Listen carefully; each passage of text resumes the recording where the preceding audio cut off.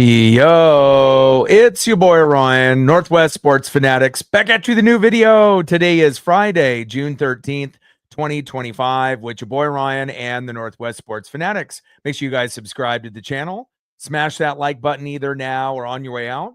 Donate to your boy if you can. Cash App $ORION NWSF or the YouTube Super Chat right here. We got some MLB action this Friday evening. The Cleveland Guardians versus the Seattle Mariners. First pitch is going to be here in roughly 5 minutes. So let's cue up the music, take a look at the thumb, and let me get into the starting lineups. Happy Friday, everyone.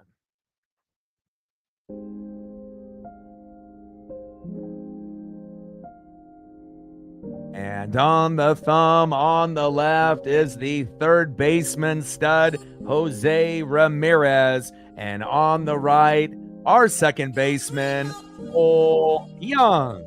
Now let's get into the starting lineups here for the visiting Cleveland Guardians.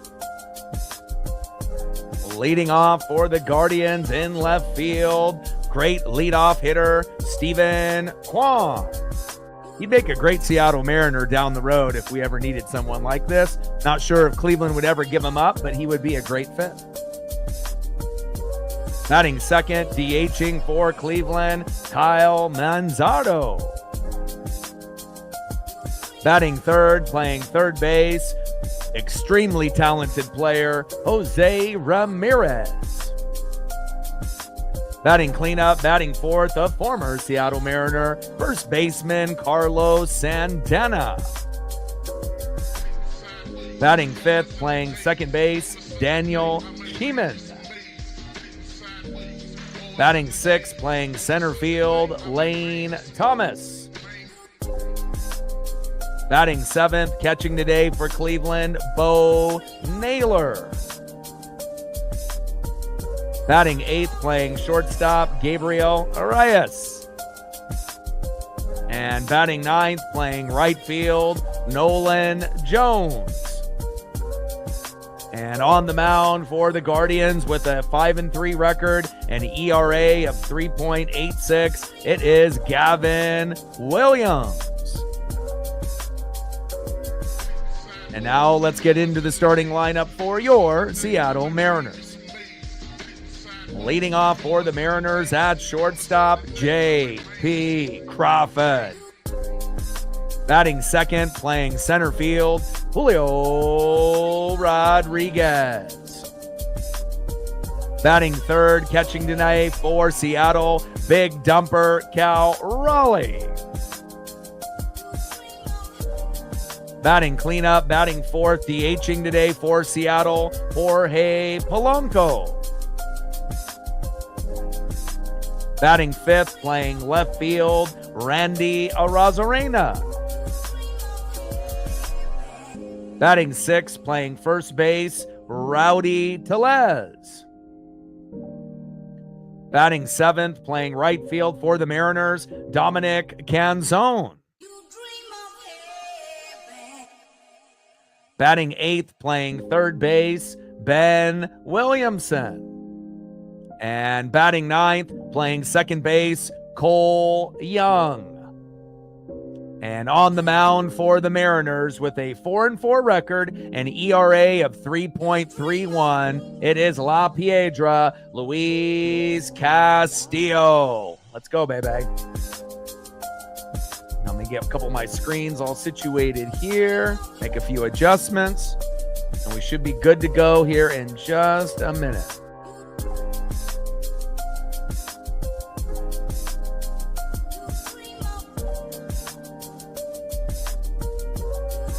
All right, baby, let's get it. Jerry in the building. Let's start winning. Yeah, that would be great. You know, it's been really shitty, if we're really being honest, for Mariner fans in the last month and a half. First month and a half of the season, it was incredible. You know, we were on cloud nine. We haven't, done anything like that since we won 15 consecutive series in a row in 2001 in Ichiro's rookie year. Yeah, it ended at 9, but not a lot of teams can win, more than 2 series in a row, let alone 9 in a row. But since then, it seems like that was 10 years ago. And in the last month and a half, we're dropping games left and right. And again, we have to get healthy. Logan Gilbert and Luke Raley will be back momentarily. Thank God. And again, we need to figure out, questions, starting pitching, bullpen, hitting, defense, managing. It all has to come together. I still have confidence in this team. Let's get it done. Zay in the building. What's good, brother? Looking forward to the series. GG, good luck. And we'll see how it ends up going here today. Appreciate you, Zay. Petro in the building. What's good? It's time to win. Guardians in the building. What's good? Jacob and Zay. Love to see you guys in here. I was about to ask and wonder if we were going to have anyone bring that up. And there you go. Manzardo. All day in the building. What's good? And let's get it going, baby.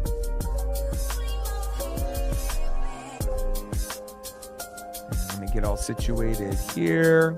1 sec. All right, 1-2 pitch. Our 0-2 pitch is high and away. 1 ball and 2 strikes from Castillo to Stephen Kwan. Yeah, GG, Jacob, GG, Zay.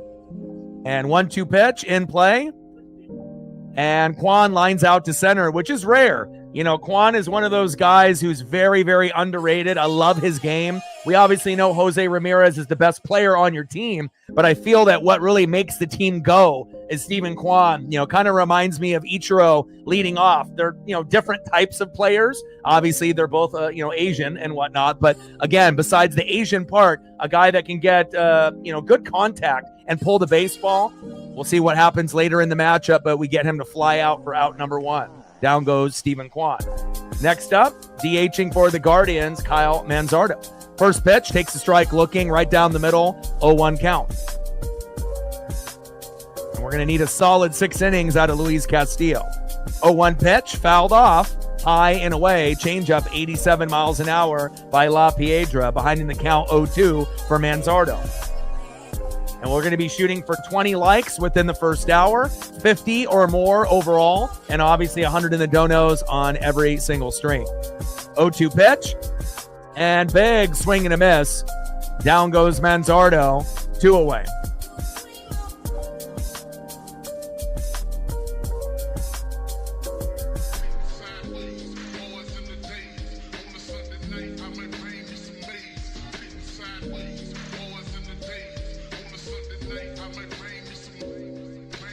Next up is Jose Ramirez. First pitch from Castillo to Ramirez, fouled off, low and away with the sinker, 95 miles an hour by Castillo, 0-1 count.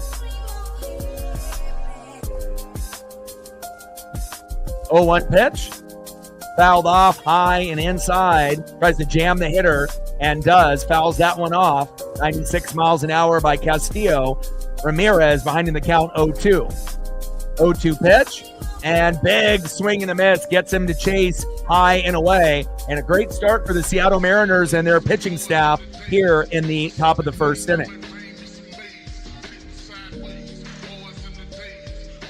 Nice job, La Piedra. I see you, baby. We need that.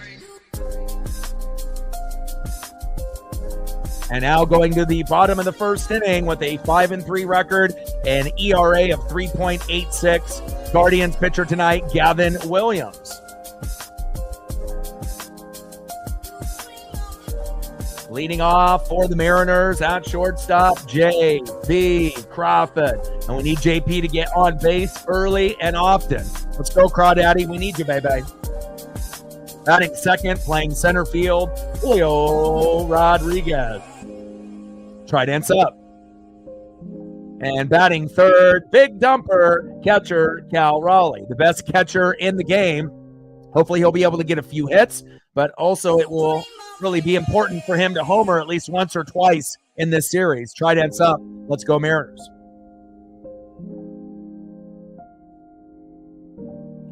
Let's go, baby.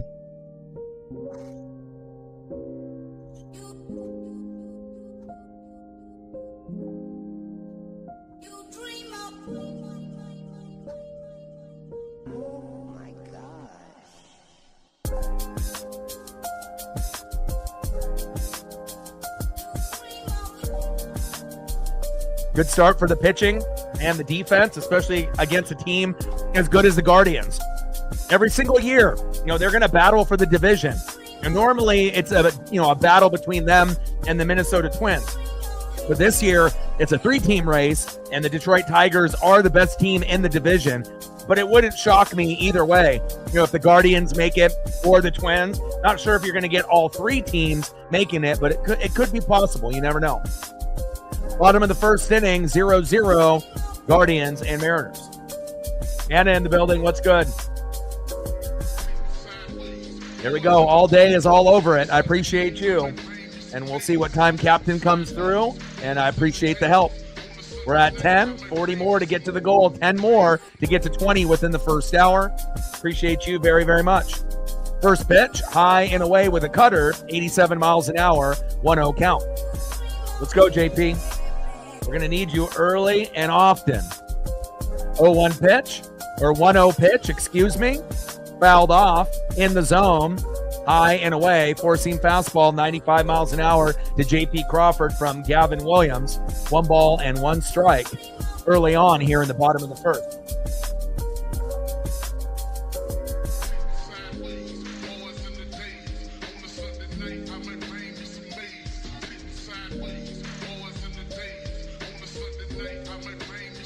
Let's go, Mariners. Good defense, good offense. And again, hopefully we get a few homers and a few RBIs today. Magic number will be 5 runs, 7 to 10 hits. We hit that number, we win. If we don't, we lose. Bottom line. 1-1 pitch, fouled off. Four-seam fastball, 95 miles an hour. Good souvenir for that fan. 1 ball and 2 strikes with nobody on and no outs. I mean, it is possible that we could win with 4, but it seems like 1 to 3, we typically don't have too many chances there. 4, it's like 50-50. You get to 5, it's like 90% chance. And there we go. Hell yeah, baby. On a 1-2 pitch, JP singles to left, and that's exactly what we need to get off to a hot start. And typically that's what you get out of Stephen Kwan when it enters, the top of the first for them, or bottom, depending on if they're at home or on the road. A lot of similarities between JP and Stephen Kwan, except in this matchup, Kwan goes out in his first at-bat, and JP ends up getting a hit. Great job. Next up, center fielder Julio Rodriguez. Trident's up. First pitch, takes a strike looking, high and away, but in the zone with the sweeper, 84 miles an hour by Williams, 0-1 count. Now we need Julio to steal some bags. We need Julio to give the energy, and hopefully Julio to pick up the Trident once or twice this series. Let's go, Mariners.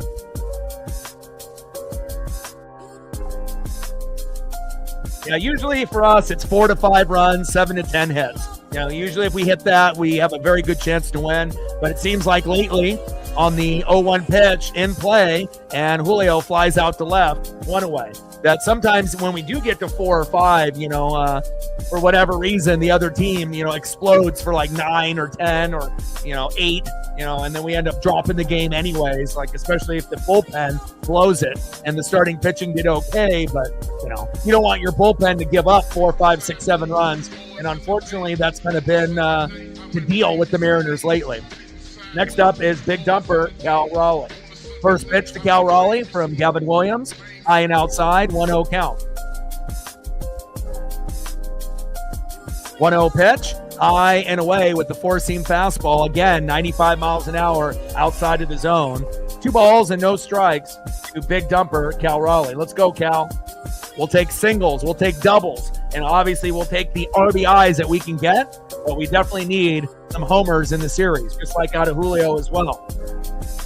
2-0 pitch, high and away, tries to paint that corner and misses. 3 balls and no strikes, green light. I mean, Cal's got the green light no matter what, but again, this could be a good opportunity to take a walk, take what the other team gives you, and again, we'll see if he can hit the zone on the 5th or 6th pitch. 3-0 pitch, makes a strike looking in the zone, low and away. 3 balls and 1 strike from Williams to Raleigh. Come on, Cal. Is that the nickname, Zay? They call him the Big Rig? What's behind the Big Rig nickname? Does he have like semi trucks like Karl Malone that he drives in his spare time, or is it just based off his body frame? I like to be able to learn about, other people's favorite players and teams and individuals. Always good to be able to educate yourself. 3-1 pitch. Big swing and a miss. Low and away. Probably shouldn't have swung at that. It would have been a 5-pitch walk, but we'll see if Cal can still get on board. Count now is full. 3 balls, 2 strikes with a runner at first, JP, and 1 out. Williams on the mound and Cal Raleigh in the box.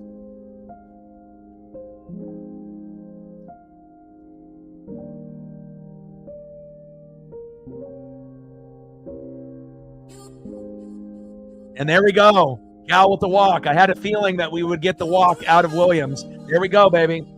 6-6. Nice. All right, Cal to first. Now we got runners at first and second with Jorge Polanco. This would be a great time for a Polo 3-run jack, but it's not April. You know, when he was batting .384 with 9 homers, and he's been stuck at the home run number, 10 forever. So hopefully we can get Polo to get a single, an RBI single, or a 3-run jack at this particular at bat, or I'll even take a plunk or a walk, just to get the bases loaded. Don't think I would really want Randy in bases loaded situations, but we'll take whatever we can get. First pitch, low and at the knees with a curveball, 80 miles an hour by Williams, the big rig. 1-0 count. Odin in the building. What's good?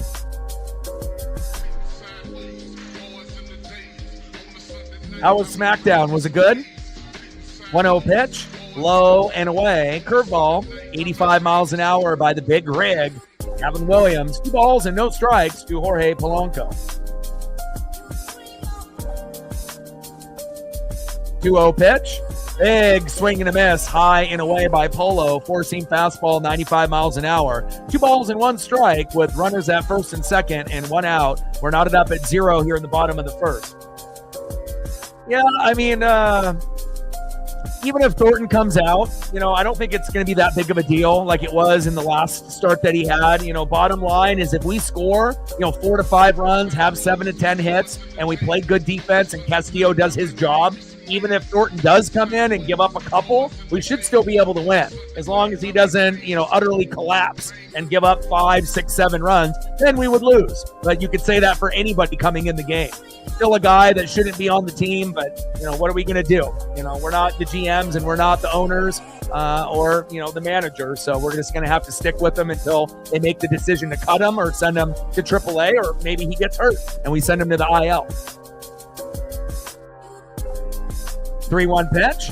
Takes a strike looking, tries to paint the corner and does, high and away. 95 miles an hour with that 4-seam fastball. Count now is full. 3 balls, 2 strikes with runners at first and second and 1 out. 3-2 pitch and big swing and a miss. And down goes Polo, 2 away. Big punch out there by Gavin Williams. We're not haters here. We'll give him some love. Nice job by Gavin. And he's got a good record too. 5-3 with a 3.86. So this will be the toughest pitcher that we match up against in this 3-game set. Next up, in the 5-hole, left fielder Randy Arozarena, a very streaky hitter. He might end up giving you, 2 doubles in his first 2 at-bats, or he might go 0 for 5. We really don't know what we're going to get out of Randy. Hopefully defensively we get something, and hopefully we get something out of, him in the batter's box as well. First pitch by Gavin Williams, low and away. Cutter, 91 miles an hour to Randy Arozarena, 1-0 count. And obviously getting the Mariners scoring early would be key. If we can get, 1 to 3 runs, on a guy like Williams within the first 5 innings, that would be fantastic. It gives us a better chance to win, and especially if we can get runs within the first 2 innings, especially right now in the bottom of the first at home. That road trip did not do us a lot of favors. Definitely got behind in the division, going from first place to third, and it doesn't feel good. 2-0 pitch, low and at the knees with the cutter. 3 balls and no strikes from Williams to Arozarena. Bottom of the first, runners at first and second with 2 outs. Mariners in a good position to get it done. Odin, appreciate you. You are family. You literally are maybe the only OG member that has been loyal throughout the whole process, from beginning, to now. And I really appreciate you very, very much, man. You are a brother from another mother. And we talked about that even early on, years ago, 4, 5, 6, 7 years ago, and appreciate you very, very much. 3-0 pitch, takes a strike looking, in the zone, high and inside, 3-1 count. 3-1 pitch. Takes another strike looking low and away, paints that line. Cutter, 92 miles an hour. Count now is full. 3 balls and 2 strikes with 2 guys on, first and second with 2 outs. Come on, Randy. Let's go, baby. Appreciate you, Odin. We're at 20. 80 to go. And there we go. We get a walk. We get incredibly lucky there. That could have been out number 3.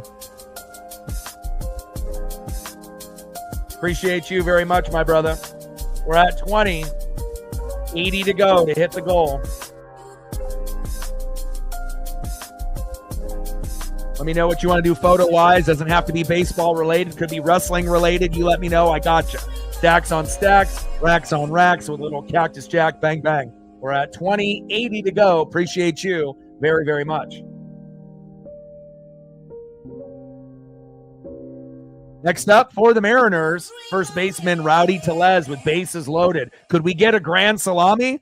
I mean, you know, they were able to get a grand salami against us, you know, obviously, in the last time that we played in a matchup, which was devastating. Harry Ford, obviously, in our farm system, you know, in the Tacoma Rainiers, who should be called up by now, coincidentally actually hit a grand slam, you know, for Tacoma, the Seattle Mariner affiliate, the same day that we gave up one. So, and then he homered on a solo jack the next day. Harry's been heating up, and we definitely need a little bit of help in that department. And now they're going to have a mound visit with the big rig, the manager, Bo Naylor. You know, you got everyone in there, Carlos Santana, Stephen Kwan. Everyone's in there, Jose Ramirez, and they're trying to figure out a game plan so they don't give up the grand salami or give up an RBI double here. First pitch from the big rig to Rowdy Tellez. In the zone, takes a strike looking low and away. Cutter, 91 miles an hour, 0-1 count. 0-1 pitch, fouled off, high and away. Cutter again, 92 miles an hour, behind in the count, 0-2. Come on, Rowdy. I mean, at this point, it would be great to be able to get a magnificent play like that, but you know, to have a 4-0 early lead in the first is fantastic. But as we've seen, you know, even when we have early 3-0, 4-0 leads, if the bullpen is terrible, that doesn't mean anything. So, but I would love to get on the board, even if it's just one. I don't want to be greedy. Even if it's just an RBI single to get us to 1, that would give us a great start for momentum. 0-2 pitch, low and away. Curveball, 82 miles an hour. 1 ball and 2 strikes from Williams to Tellez. 1-2 pitch, low and away. Curveball, tries to paint that corner and misses. 2 balls and 2 strikes from Gavin Williams to Rowdy Tellez. Let's go, Rowdy. And again, he's been getting close, you know, within the last few series of homering. And hopefully he'll be able to connect at some point in this series. And hopefully, obviously, this at-bat would be great. 2-2 pitch, fouls that one off, low and inside with the cutter, 91 miles an hour. Bottom of the first inning, bases loaded with 2 outs. Williams on the mound, Tellez in the box.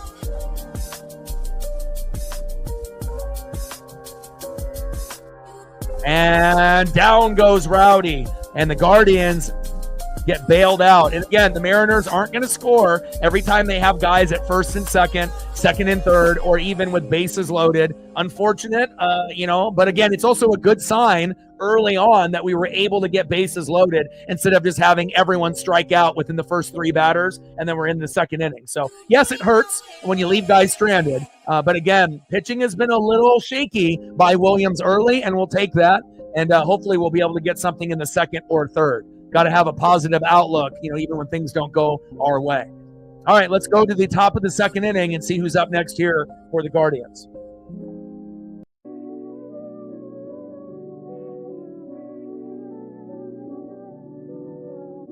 Next up for the Guardians, the former Seattle Mariner first baseman Carlos Santana.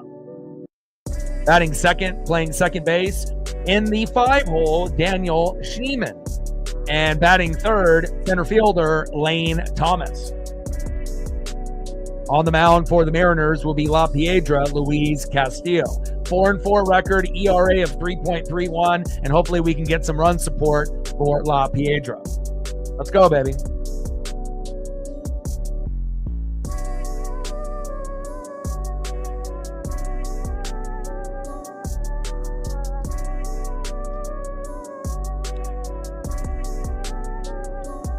Yeah, it is Father's Day on Sunday, but again, I'm going to meet my dad early, like at 9 a.m. for breakfast. So that way that I'll be able to do the game on Sunday on Father's Day. So I will be doing all 3 games. I've already made all 3 thumbnails in advance. You know, I started prepping for this stream a couple hours ago. So yes, I will be doing today, tomorrow, and Sunday. So today, 7:10 Pacific. Tomorrow, I believe it's 6:40 Pacific. And then on Sunday, I believe 1:10 Pacific. So I will be doing all 3. And you want some Alexa Bliss. Good choice. Alexa's always beautiful as ever.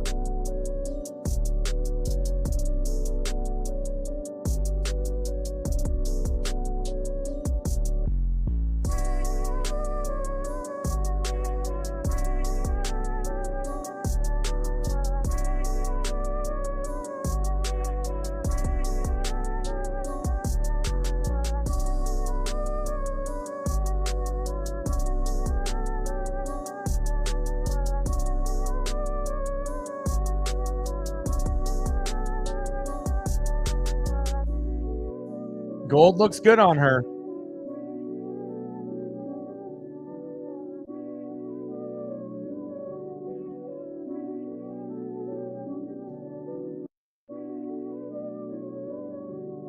Well, my dad, like I said, we have a chance because he lives about 45 minutes from me and whatnot. So, you know, sometimes I'll bring Paisley, you know, out to his property and whatnot. But also, you know, he's got, I think, other plans, you know, with his wife and whatnot after. And the Dodgers and Giants play at 4 p.m. So typically when we, you know, watch games, it's not going to be Mariners. You know, I'm going to be watching Dodgers with him. But since the game is on so late, we decided to do breakfast instead of a lunch. You know, if we would have done a lunch, I probably would have just not streamed it all on Sunday and then just went to his house for half of the day. But again, he's got other things going on. So we're going to, you know, meet up in the morning. So that way he can watch the Dodgers and Giants later. I can do the Mariners and I can still work. And then we'll probably have a barbecue, you know, at his place. And I'll bring Paisley over there in a couple weeks. So.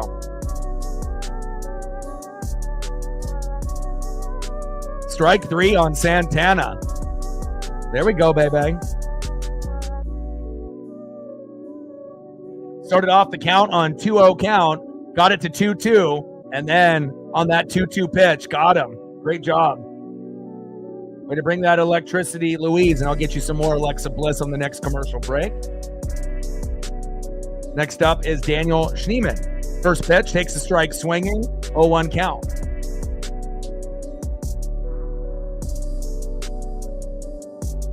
Oh, 1 pitch, fouled that one off with the four-seam fastball high and away. Behind in the count, 0-2 to Daniel Schneemann.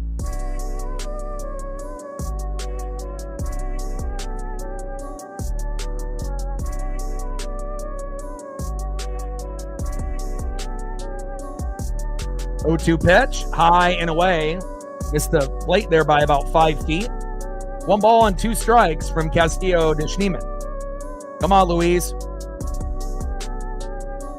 1-2 pitch, fouled off low and away with the changeup, 88 miles an hour. 1 ball and 2 strikes with nobody on and 1 out. Castillo on the mound, Schneemann in the box.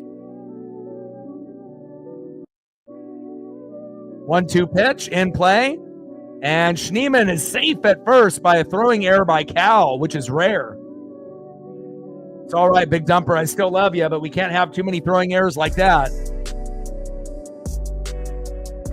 A little bit low on that throw. And again, you're not going to see Cal Raleigh make a throw like that often. You know, maybe once every 10 games, something like that might happen. And if I'm being honest, I don't even know if I've seen him make a throw like that all year. That might have been the first time that he's had that kind of throw. You know, with a little slow dribbler. I think the baseball maybe slipped out of his hand a little bit. And definitely a wild throw. Got to be better, Cal.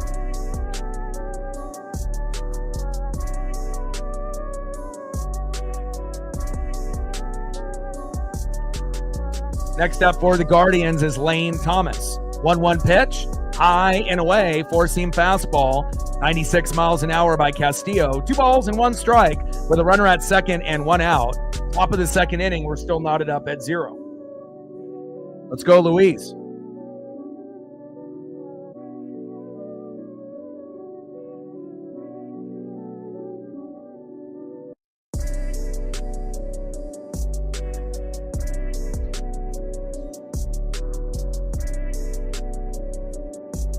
2-1 pitch.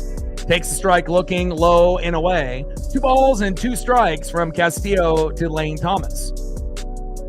2-2 pitch. Fouled off right down the middle.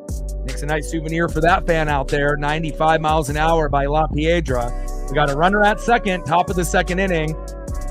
2 balls and 2 strikes with 1 out. Still knotted up at 0 early on. Smash them thumbs, baby. Wow, great win for your favorite team there with the Tampa Bay Rays. Congrats. Hard to come back, when you have things like that happen. Errors and a deficit. 2-2 pitch. And Thomas flies out to left. 2 away. I know Guardian fans right now, like Zay and Jacob, want, obviously, run production early. And we need to play defense and protect this 0-0 score that we have right now. Next up is catcher Bo Naylor. Yeah, Stanley Cup Finals has been wild. Almost every matchup has gone into overtime or double overtime. And I think that, a majority of hockey fans are probably rooting for someone other than Florida because they've been so good in the last, 3, 4, 5 years. But again, if you're going to beat Florida, you're going to have to earn it because they're kind of the kings, right now, of the, hockey world as of late. So we'll see what happens in that particular series. And I know some people surprised the Pacers up 2-1. And again, we'll see how long that series goes. That might actually go 7 now. And then down go the Guardians and Bo Naylor. There we go. Good defense there. But I think both series ended up being a little bit better than anticipated because I don't think anyone thought that we would have so many overtime, double overtime games and it would be so close, in the NHL Stanley Cup. And then obviously in the NBA Finals, it doesn't really scream like must-see TV with the Pacers and the Thunder. It would have been better if it was Celtics Thunder for a national broadcast. More people would have been, in tune with what was going on. But give the Pacers and Halliburton credit. Those guys are up 2-1. Not saying that they're going to win it all. Thunder could still end up winning the championship, but they've dug themselves in a little bit of a hole. And you got to give the Pacers credit as a huge underdog. They're playing very, very well. All right, let's go to the bottom of the second inning and see who's up next for the Mariners. Next up for the Mariners in the 7-hole, right fielder Dominic Canzone. Batting in the 8-hole, third baseman Big Ben Williamson. Let's go, Big Ben. And batting third in the 9-hole, second baseman Bolt. See if I can get you another Alexa Bliss or two, but I definitely need to watch SmackDown. I don't like the idea of Jay dropping the belt. I've been reading a lot, and it sounds like they were going to have Jay drop the belt so that way Gunther could get it and then face Goldberg. And then if Goldberg ends up winning on his last match overseas, then Seth might come in and cash in, something of that nature. They definitely did not do Jay the right way. I mean, I get it. If you want Gunther to end up having the match, with Goldberg, so be it. But why are we catering to Goldberg? I mean, this guy shouldn't even be wrestling anymore. And again, he was amazing in WCW as the face against the NWO. But again, I don't think anyone has joy watching Goldberg wrestle, after WCW. Like anything that he did after his prime has been kind of garbage. Like, again, let's just be real. But, I guess that might be the, kind of the tactic that they're using, the reasoning why that Jay dropped it. But 51 days was definitely not enough for one of the guys that's the most over in the company. And I can definitely tell Rikishi, his dad, is not too happy, as well as a lot of Jay fans. But hopefully he'll get it back. But another kind of rumor that they may be, kind of pulling into is the reason that he lost is that Jimmy and Jay are going to be the Usos again. And then maybe they're going to go against Penta and Rey Fenix, the Lucha Bros. So I could see that happening too. The reasoning why, trying to shift him to a tag team, with Jimmy again. So we'll see if my predictions end up being correct. But there is some rumors that might be the path that they're taking those matches and the reasoning why Jay dropped the belt. First pitch takes a strike looking high and away. 0-1 count. 0-1 pitch. by Williams, high and away, tries to paint the corner and misses. 94 miles an hour, four-seam fastball. 1 ball and 1 strike to Dominic Canzone. Let's go, Dirty Dom. 1-1 pitch, takes a strike looking low and away. Four-seam fastball, 93 miles an hour to Dominic Canzone. 1-2 pitch, in play, grounds out to the pitcher, throw to first, 1 away. Next up for the Mariners in the 8-hole, third baseman Ben Williamson. Let's go, Big Ben. First pitch, takes a strike looking with a cutter, high and inside, but on the line, 0-1 count.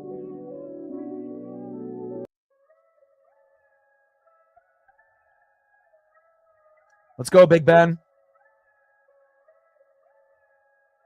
0-1 pitch, takes a strike looking high and away, cutter, 89 miles an hour by Williams.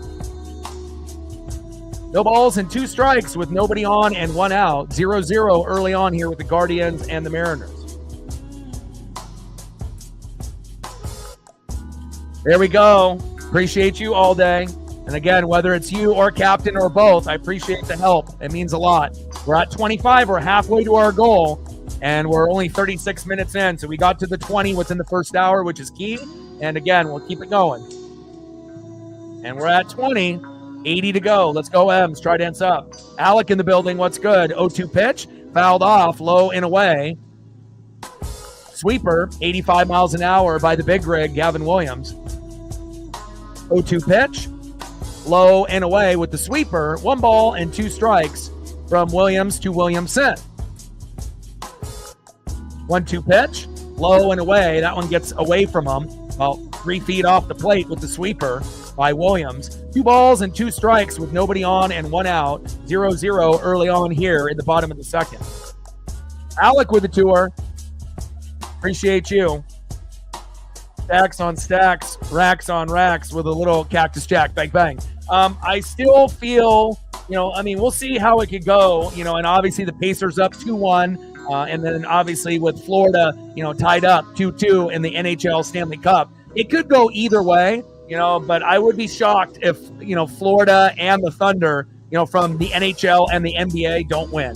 Now instead of the Thunder winning in 5, that's out the window. The Thunder winning in 6 probably is out the window. And if the Thunder were to win, it might go 7 now since the Pacers are up 2-1. So, is it possible, that the Pacers win it all? Of course it is. Again, Halliburton and, it's more of the OKC choke rather than the Pacers overachieving. I mean, it's a little bit of both, but let's be real. I mean, the Thunder are a much better team than the Pacers, but the Pacers have stepped up in the finals, and, the Thunder have choked. But hopefully they will be able to even the series up, just like we have in the NHL Stanley Cup Finals, and we'll see where it goes. First pitch to Cole Young, high and away, four-seam fastball, 1-0 count.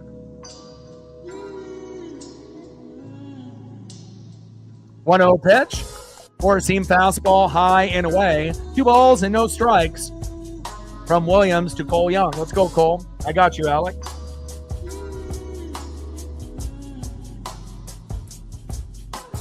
I mean, I'm a big toy collector. I'm a big 80s and 90s guy. A lot of nostalgia growing up in that era. Toys, cards, magazines, glasses, sports memorabilia, going into Star Wars to Ninja Turtles, Transformers, G.I. Joes. I mean, you name it. If there's a value on it, I probably have it, like it, or love it. So 2-0 pitch, fouled off low and away. 2 balls and 1 strike from Williams to Young.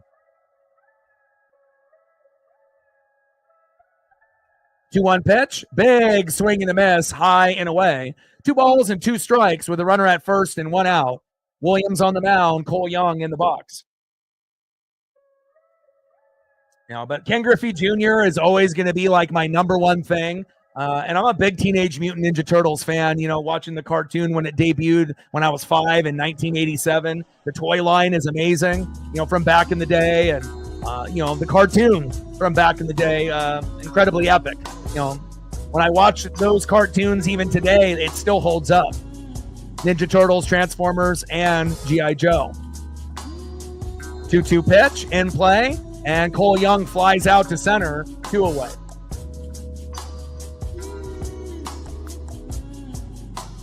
Next up, 1 for 1 with a single to left. Shortstop J.P. Crawford. Let's go, J.P. Let's see if you can go 2 for 2, baby. We need you to get on early and often. Let's go, Crawdaddy.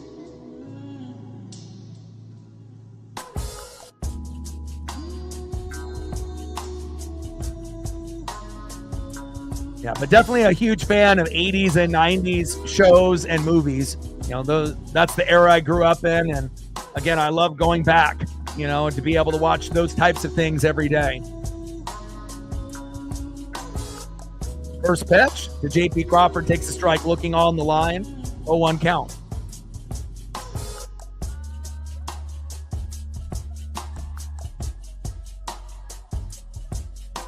I love starting lineups, McFarland's.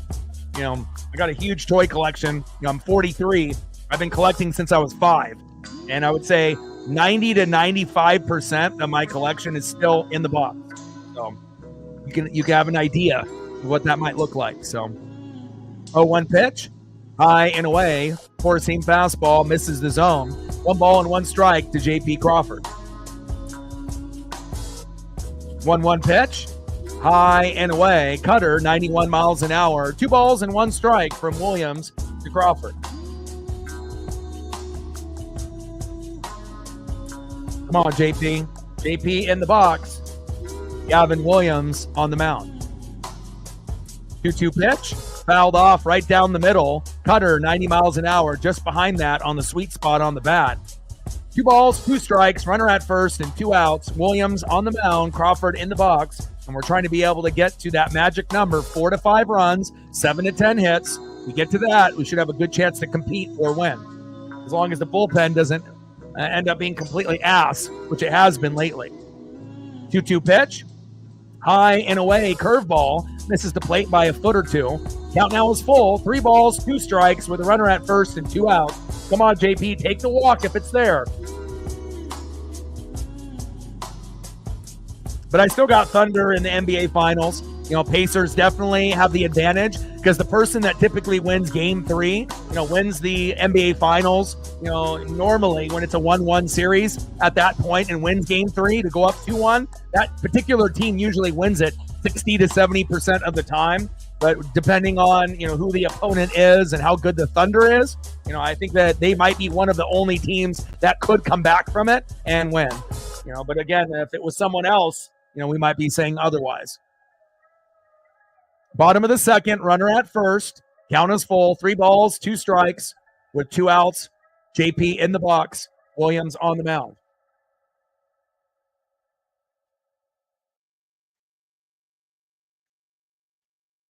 Come on, JP.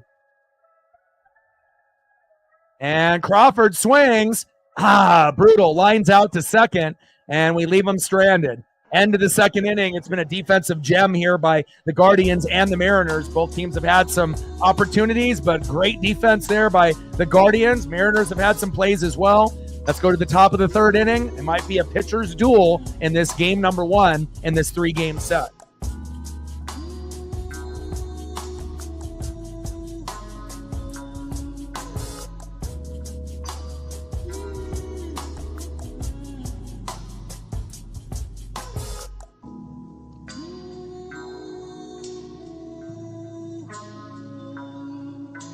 What a catch. Look at that grab by Neiman. Sports Center top 10 play. He got up for that one. Great play. You know what else is great? Alexa Bliss. All right, let me see if I can find something here on my end.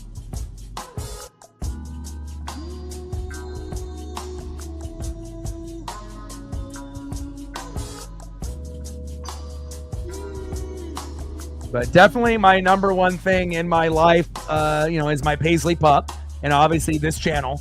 But as far as athlete or wrestler or whatever, like I said, I follow many, many things. But definitely, Ken Griffey Jr., as you can see here on the left, and Jay Buhner on the right. Love those guys. Love that old school era. And I'm a big fan of father-son combos And obviously having the whole Ken Griffey Sr., Ken Griffey Jr. vibe, which was very, very cool.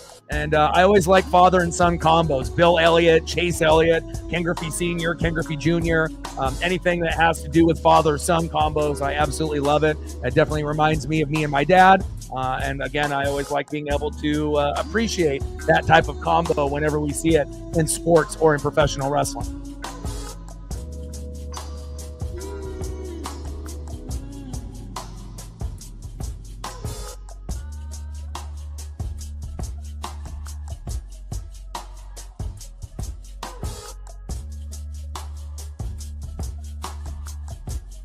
But when I see a photo like this next one, it brings me back to my childhood, back when I was 7, 8 years old. And when I got a chance to meet Ken Griffey Jr., when I was in first grade, it still has stuck with me to this very day.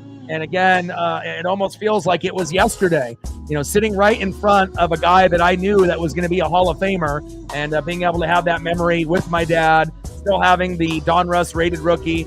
I always thought he looked like a pimp in the card. I had the Fleer and I had the Bowman, but I love this Don Russ rated rookie, old school junk wax era type of baseball card compared to a lot of the stuff that's out now. And again, anything Ken Griffey Jr., I'm all over that, and I got a pretty good collection on that as well. 0-2 pitch, and Arias strikes out swinging, 1 away. That was a very quick at-bat there for Luis Castillo. Next up, right fielder Nolan Jones.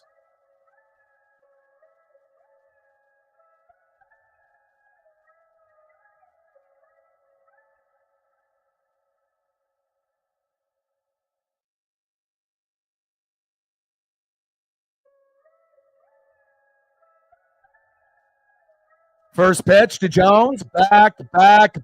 See ya! Wow, was not expecting that.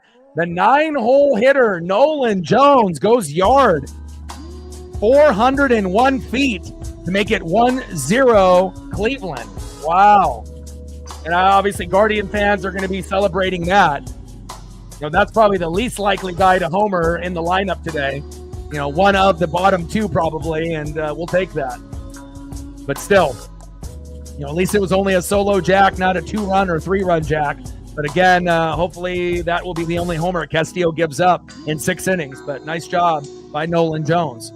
Next up, left fielder Stephen Kwan. First pitch, change up low and at the knees, 1-0 count.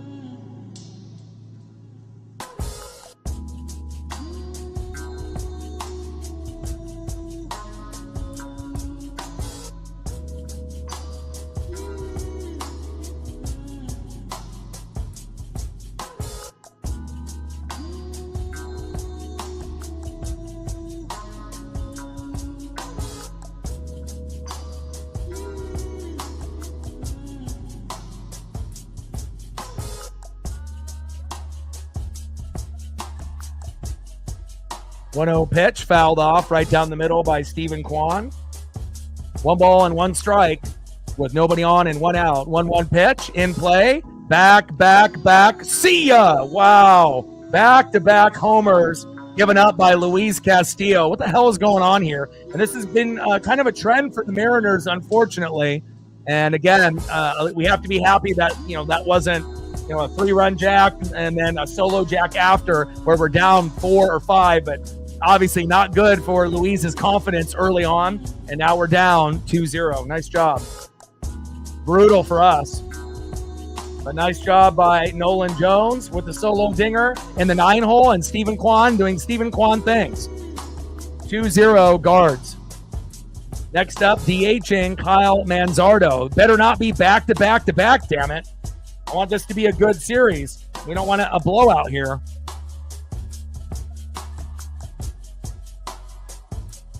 Oh, 1 pitch, takes a strike swinging low and away. Behind in the count 0-2 from Castillo to Manzardo.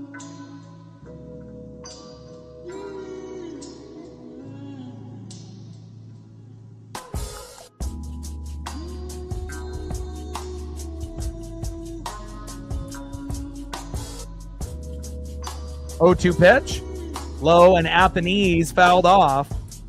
No balls and 2 strikes in the top of the third and 1 out. Back-to-back jacks by Nolan Jones and Stephen Kwan give them the early 2-0 lead.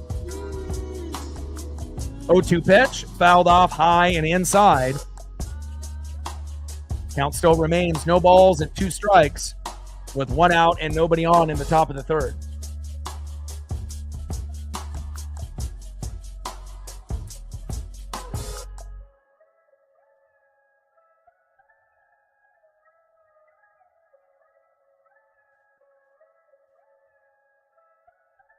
And Manzardo grounds out.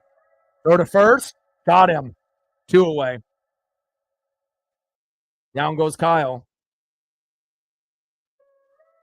Next up is third baseman, superstar Jose Ramirez. First pitch, takes a strike looking right down the middle, 0-1 count.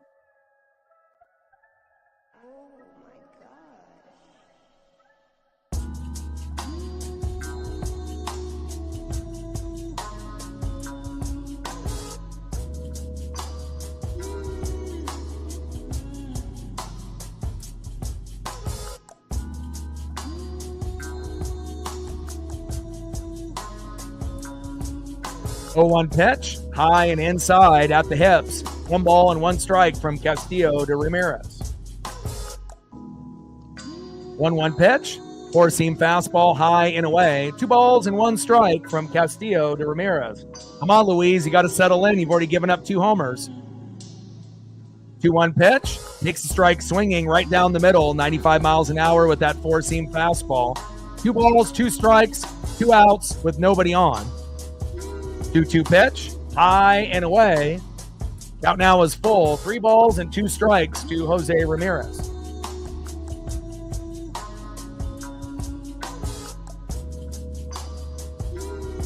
And again, hopefully we can get some home runs, on our end as well. And pitches in, big swing and a miss. Down goes Jose. But again, the damage has been done. Back-to-back homers by Nolan Jones as well as Stephen Kwan, and that gives them the early 2-0 lead. All right, time for us to be able to match the score or at least get one. Let's see who's up next for the Mariners.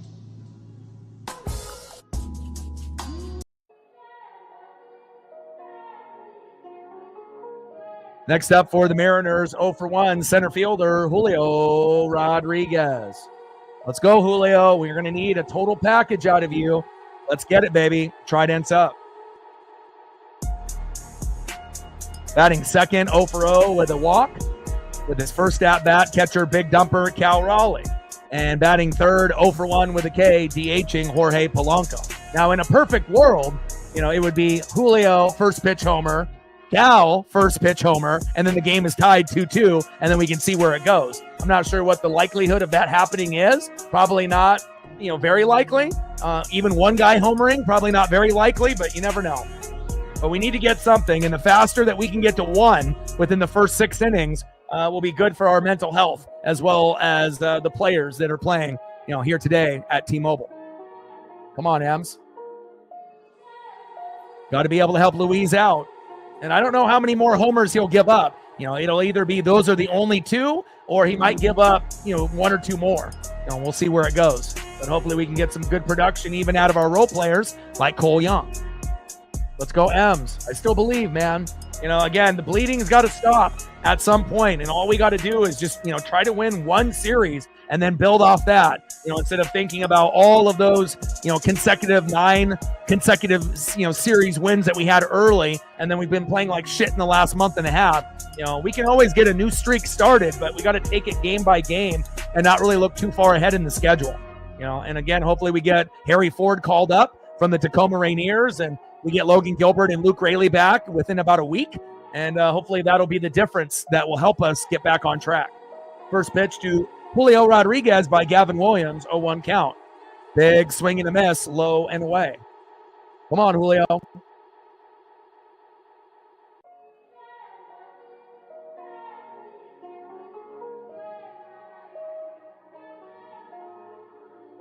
Oh, 1 pitch, takes a strike looking high and inside. Behind the count, 0-2 to Julio Rodriguez. Come on, Julio. Trident's up.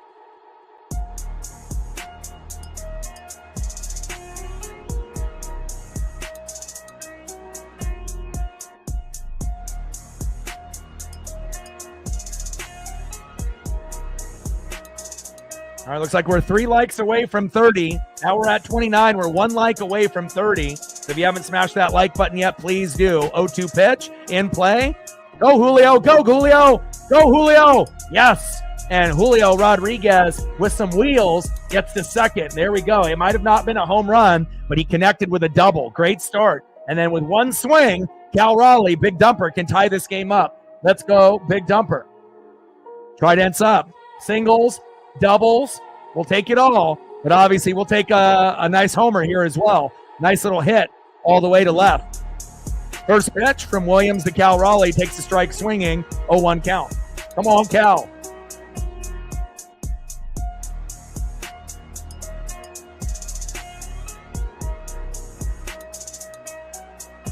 Come on, baby.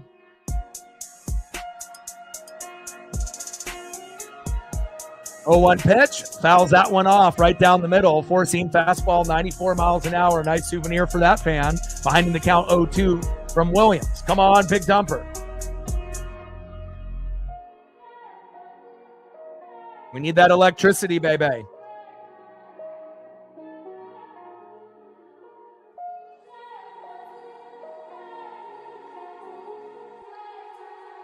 Come on, Big Dumper.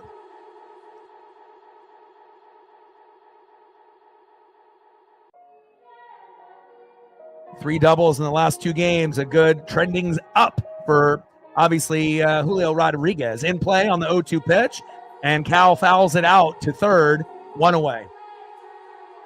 Hopefully Cal will be able to get something as the game goes on later in the matchup. We're going to need him. Next up, DHing for the Mariners, 0 for 1 with a K, Jorge Polanco. They decided to put him at second base. A few days back, did okay. But again, we'll see what we can get out of Polo here in the box. Come on, Jorge. We need you, baby. Bottom of the third with 1 out. We can get an RBI single here. That will be huge.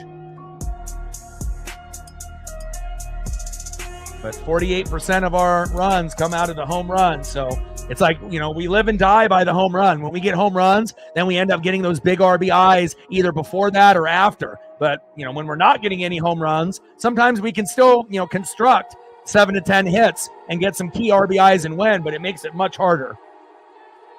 First pitch to Polo, high and away, curveball, 80 miles an hour, 1-0 count. 1-0 pitch, takes a strike looking right down the middle. 1 ball and 1 strike from Williams to Polo.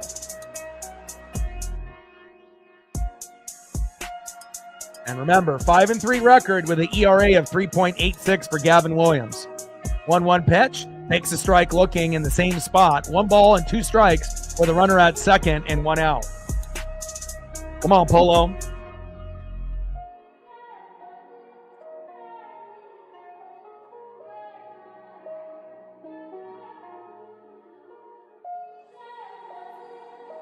It's a hard ballpark to hit at. The hardest. Based off, what the experts have said. And again, it's not easy to get doubles at this park either. Bottom of the third. In play. And Polo grounds out to second, but Julio is able to get to third. 2 away. All right, we have a good RBI opportunity here. And let's see if Randy can do something other than strike out, pop up, or ground out. Come on, Randy. RBI single, RBI double. Let's go. You've been getting doubles. Julio's been getting doubles lately. Let's get it done. Let's get it to 2-1. First pitch, takes a strike looking high and inside with a cutter, 89 miles an hour, 0-1 count. Bottom of the third inning, 2-0 Guardian lead with back-to-back homers by Nolan Jones and Stephen Kwan on Luis Castillo. Gives them the early 2-0 lead. Julio Rodriguez with a double. Now he's at third, but we have 2 outs. Got to figure it out. 0-1 pitch, takes another strike looking. Behind in the count now 0-2 from Williams to Arozarena. 0-2 pitch, fouled off, low and inside. Curveball, 81 miles an hour. Come on, Randy. Dig deep, baby. We need you. We need that electricity, Randy. Especially with no Victor Robles in the lineup. 0-2 pitch. Should have been strike 3, right on the corner. I'm not sure why the ump didn't punch him out there. Calls it a ball. 1 ball and 2 strikes with a runner at third and 2 outs, but that definitely should have been probably more than likely strike 3. It's right on the corner in the zone. See if we get a makeup call.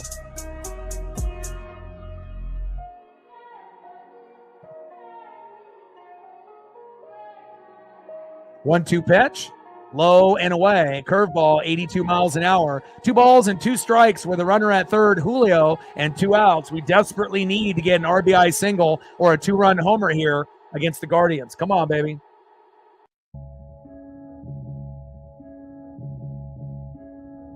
Gavin Williams on the mound and Randy Arozarena in the box. 2-2 pitch. High and away. 4-seam fastball, 95 miles an hour. Misses the zone. Count is full. 3 balls, 2 strikes with a runner at third and 2 outs. Take the walk, Randy, if it's there. Don't get too greedy here. We need to be able to keep the inning going. Be smart here, Randy. And Randy is an incredibly streaky player, as everyone knows. In play, and grounds out to the catcher, and that is the end of the 3rd inning. Mariners leave another runner stranded. Brutal. Let's go to the top of the 4th inning and see who's up next for the Guardians. Next up for the Guardians in the 4-hole, 0 for 1 with a K, first baseman, former Seattle Mariner, Carlos Santana. Batting second, 0 for 1, second baseman, Daniel Sneeman. Making that athletic grab, SportsCenter top 10 a few innings back. And batting third in the 6-hole, 0 for 1, center fielder, Lane Thomas. Let's go M's. Come on, baby.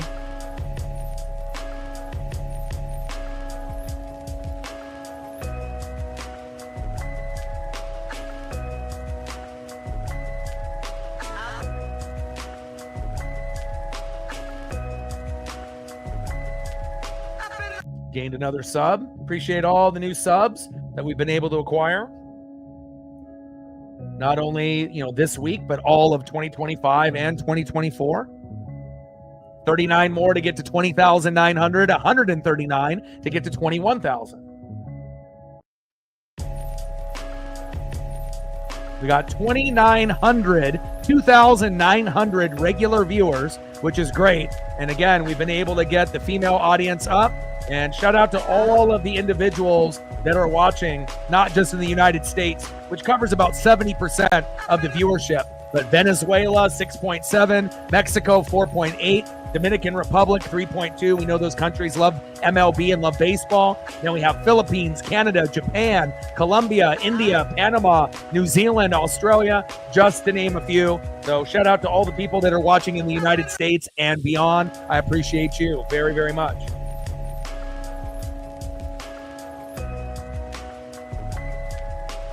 Let's go M's. Not over yet, but we need to be able to get on the board. 4 to 5 runs, 7 to 10 hits. And again, Castillo with back-to-back home runs. Thankfully they were only solo jacks. Otherwise this game would be, probably in serious trouble if the hitting woes continue for the Mariners. But again, once both starting pitchers go out, we'll see what happens with the bullpens. And hopefully we can, find a way to get on the board either then or, maybe in the 5th inning. Maybe when Gavin Williams starts to slow down a little bit. First pitch from Castillo to Santana. Takes a strike looking low and away. 0-1 count.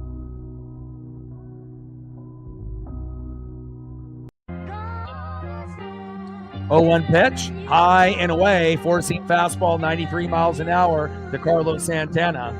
1 ball and 1 strike here in the top of the 4th. 1-1 pitch. High and away. 2 balls and 1 strike from Castillo to Santana. 2-1 pitch. Big swing and a miss with that sinker. 2 balls and 2 strikes with nobody on and no outs. Top of the 4th inning, 2-0 Cleveland. Come on, Mariners. Come on, Louise. No more homers. 4-4 record with an ERA of 3.31. Got to be 3 runs or less. If he gives up any more than that, it's going to be hard to win. 2-2 pitch, and Santana to single to center right in front of Julio. Nice base hit there by Carlos. Next up is second baseman Daniel Steeman, and we're going to need a slow dribbler up the middle to be able to get a double play for JP or Cole to Rowdy. Let's go.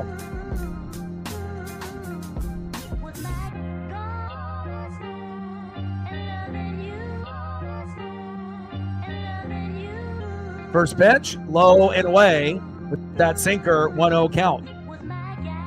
Like when we won the 9 consecutive series in a row, I don't think we were that good, but I don't think we are as bad as we've looked in the last month and a half either. I feel like this team should be, maybe like 4 or 5 games above 500, not 10 or 15 above or 10, below. But I think that, based on the roster, but again, we had a lot of injuries. We've had, some tough pitching matchups. And again, our bullpen has cost us a lot of games. So again, we got to be able to figure out the hitting, the starting pitching, the bullpen, the managing. Everything has to be better, But again, I feel we will be able to get back on track at some point. Not sure if it's going to be this Guardian series where we might only win 1 out of 3, but hopefully we can start heating up. Otherwise, we're going to go from 3rd in the division to 4th, and we don't want that. 2-0 pitch, fouled off right down the middle. 2 balls and 1 strike from Castillo to Steeman. But again, it's a 162 game season, and again, I feel like some fans got, maybe, a little spoiled. I've been watching this team for 40 years. We've only had like 5 good teams, in 40 years. So, you have to realize this isn't a team that goes to the playoffs 10 years in a row, depending on how long you've been following this team. 95, 97, 2001, 2022, and possibly this year if we can turn it around. In play on the 2-2 pitch, and Schneemann popped out to second, 1 away. You have to be mentally tough and mentally strong to be a fan of any team in the Pacific Northwest. It's not going to be easy all the time. Next up, center fielder 0 for 1, Lane Thomas. But I think that once we get Logan Gilbert and Luke Raley back in about a week, hopefully that will give us a little bit of a spark, just having those guys back, in the bullpen, in the locker room, on the field, and vibing with the fans. First pitch to Lane Thomas, takes a strike looking low and away, 0-1 count. And again, we haven't been bunting, we haven't been stealing bags, we need to get back to the basics. And hopefully Dan Wilson realizes that with Seitzer and Edgar Martinez and Ichiro. We've got to figure out, something's got to give. You got to move around the lineup, change the batting order up, and figure things out. 0-1 pitch, high and away. 1 ball and 1 strike from Castillo to Thomas. But I still believe in this team, so I think it is a new era. 22 is the first year in a 20-year span where we're going to be very good. We're going to have more positive years than we did in just 95, 97, and 2001, and then we had a 20-year drought.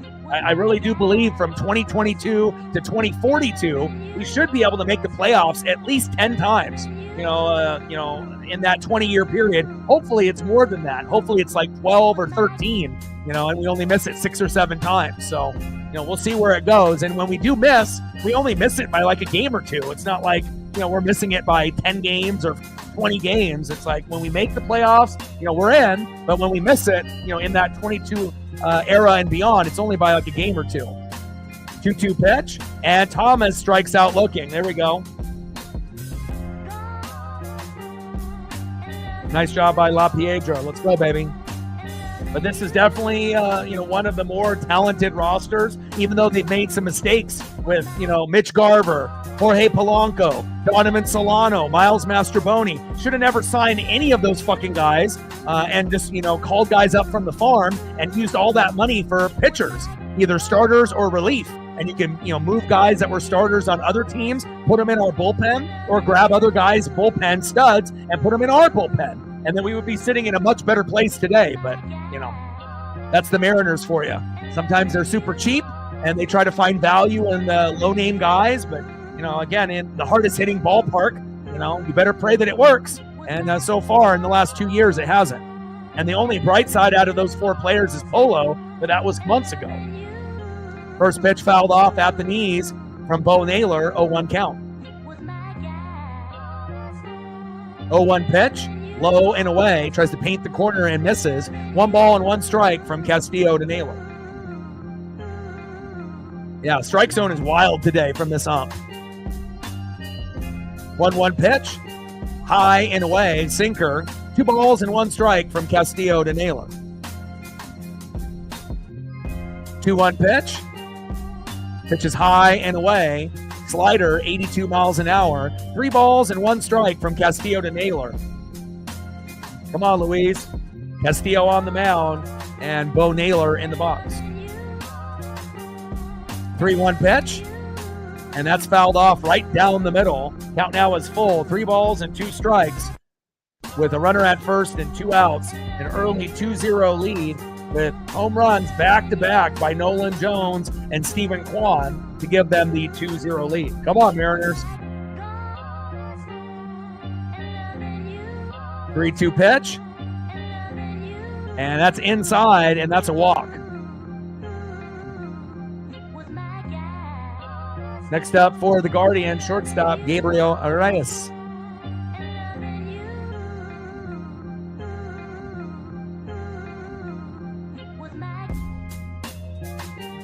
But I do think we're going to have more, fun and, more winning seasons in these next 20 years, than we've ever seen ever, considering, in 40 years, we've only had a few good teams. So, we're going to have a chance at some point where we actually make the playoffs, 2 or 3 years in a row, will be something that we can do, either winning the division or getting the wild card, or a combination of both. But again, we've never been this injured as well. This is literally the most injured team the Mariners have ever had, with this type of talent. So, it's not ideal.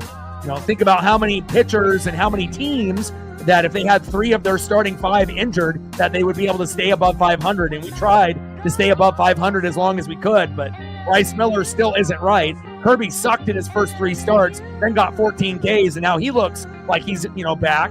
And then obviously we haven't had Logan Gilbert for a while, and hence the losing streak. So Luke Raley will help.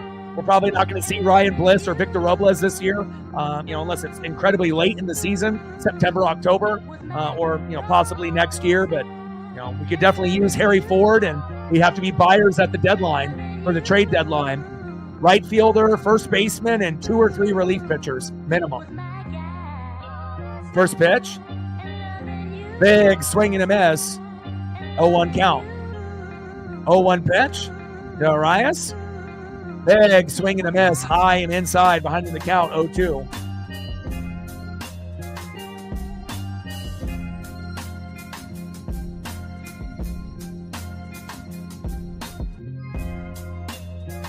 And 0-2 pitch in play. And Gabriel flies out to right. And we get out of the inning. All right, let's go to the bottom of the 4th inning. Something's got to give. We got to be able to get a rally. And again, for this team, 48% of our runs are home runs. So when we don't homer, we lose. So something's got to give. You got to get at least 1 homer, and that will lead to more RBIs, and then possibly another homer late in the game. But again, at this point, it's looking pretty bleak, and we haven't been good in the last month and a half. Going from first place to 3rd place, and hopefully we can find a way to produce some runs. But just as important as that is going to be the bullpen, because that could definitely cost us the game. Whether it's this game or game number 2 or game number 3, the rubber match on Father's Day. Next up, first baseman 0 for 1, Rowdy Tellez. And if there was ever a moment that we needed this, Trident's up, it's fucking right now. Batting second, 0 for 1, right fielder Dominic Canzone. Homered at his first at-bat, back with the team. We need it again, baby. And batting third, 0 for 0, with a base on ball and a walk in his first appearance, third baseman Ben Williamson. Come on, baby. Cole Young, we're going to need you too. I could have put Julio on the thumb for this thumb, or Cal, but I decided to go with Cole, hopefully to spark him, and hopefully he'll be able to get a hit or 2 before this game is up.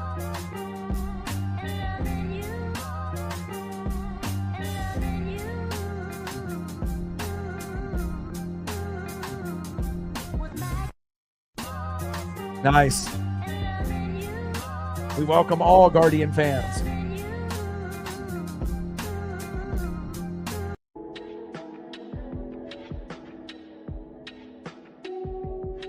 All right, let's take a look at the pitching stats so far. So obviously with Gavin Williams, 3 innings pitched, 2 hits, no earned runs, 3 walks, 1 K, 70 pitches, 42 strikes, 3.69 ERA. Luis Castillo, 4 innings pitched, 3 hits, 2 earned runs, 1 walk, 6 Ks, 72 pitches, 52 strikes, 3.38 ERA, but he gave up back-to-back homers, from Jones and Stephen Kwan, and that's where we're sitting right now. First pitch to Rowdy Tellez. Back. See ya! There we go, Rowdy. Like I said, if there was ever a time that we needed to see this, 30 seconds ago, I mentioned this, and there you go. Rowdy Tellez, homer to right, 399 feet on the first pitch. Way to bring that electricity, and now we're back in the game. 2-1, baby. Woo!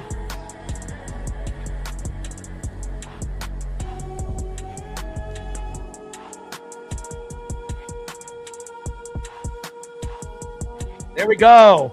And I told y'all, Rowdy's been very close, and that one is no question, undoubtedly out of the park. And again, he's been close in the last few series where it went to the wall, missed it by a foot or two. That one was long gone. Rowdy Tellez in the City Connects. We have ourselves a ball game, folks. 2-1 Guardians.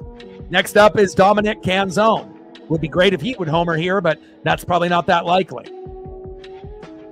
0-1 pitch, fouled off, low and away. Behind in the count, 0-2 from Williams to Canzone. I mean, if there was ever a time that we needed a homer, that was it. There we go. Nice to get the rally going, Rowdy. And that's going to be your job as, being a, kind of burly, husky, first base DH kind of guy. And again, we've had Jared Vogelback, Carlos Santana, who's on your guys' team now. We've had Mike Ford, and obviously we know Rowdy fits the bill, and it's great to see him produce. 0-2 pitch, high and away.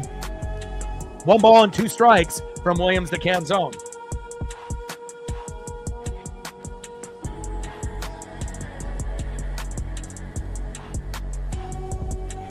And Canzone lines out, 1 away. It's okay, Dom, still love you. Next up for the Mariners, third baseman Ben Williamson. On deck in the 9-hole, Cole Young.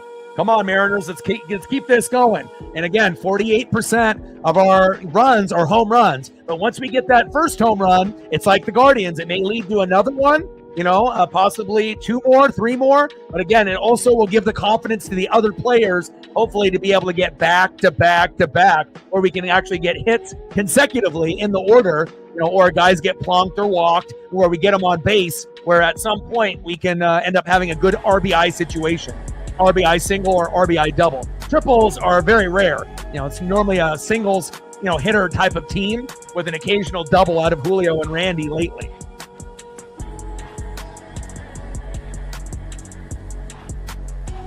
Three-one count from Williamson. From Gavin Williams. Let's go, baby. Let's go, Big Ben.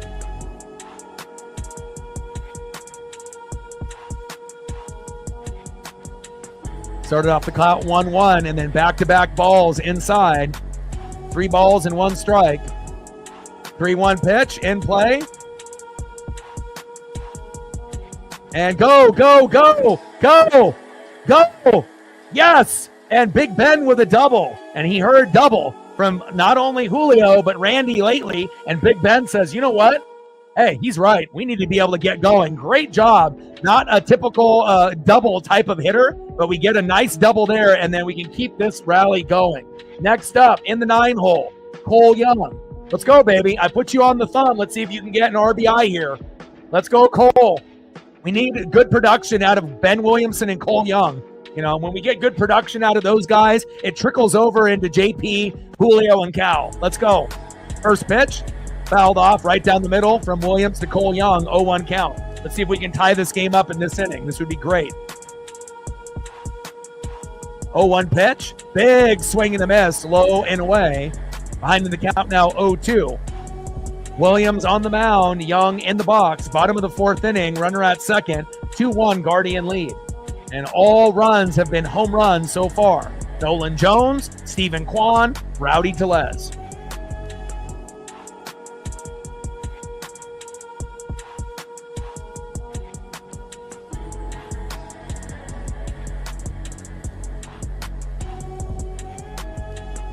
0-2 pitch, low and away with that curveball. Good eye by Cole Young. 1 ball and 2 strikes with a runner at second and 1 out. Come on, Cole. Get a single. Or even a walk. We'll take that. 1-2 pitch. High and away. Misses the corner by about 2 feet. Maybe 3. 2 balls and 2 strikes from Williams to Young. Come on, Mariners. And it's crazy how, you start to kind of lose hope, as a Mariner fan, the longer you go on the scoreboard with 0. Even though at any given moment we can score 1 to 4 runs and have that explosion of an inning. But when you've been getting your ass kicked for the last month and a half, you kind of see patterns, repeat themselves. And you just hope that we can dig ourselves out of this fucking, ditch that we created ourselves with bad starting pitching, horrible bullpen, shitty hitting, and questionable decisions by the manager. So nice to be able to see us at least get it to 1, here early. Come on, Cole.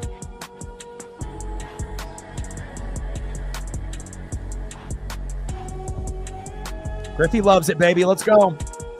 Bottom of the 4th inning, 2-1 guards.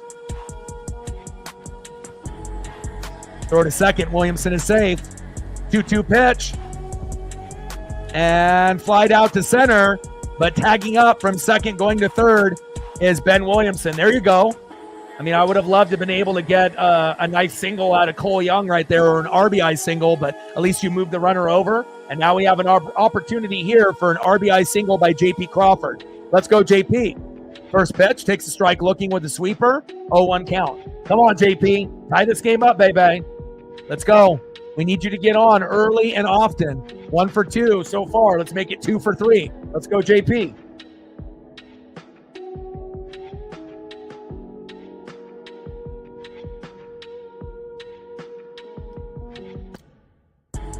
Yes, baby. You ask and you shall receive. Crawford singles the left. Williamson scores. 2-2 Mariners and Guardians. Woo!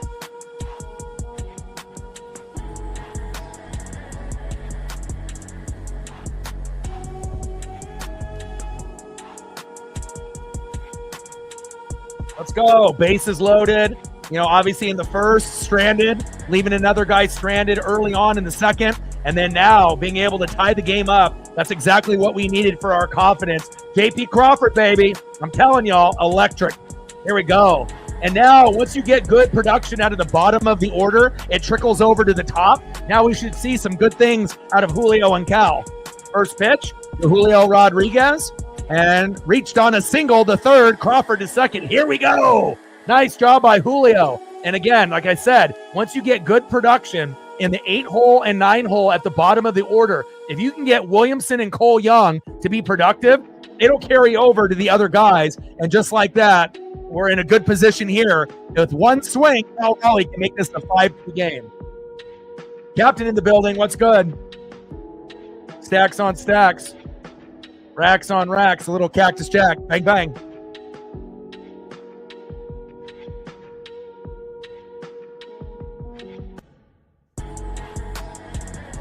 Nice job, Julio. Nice job, JP. Nice job, Cole Young. Nice job, Ben Williamson.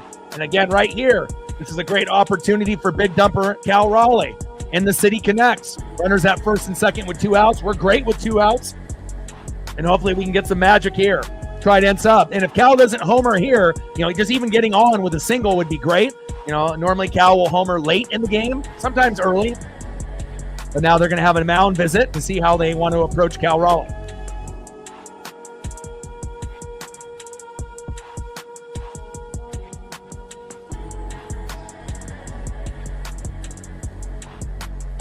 Let me know what you want to do photo-wise, and I got you.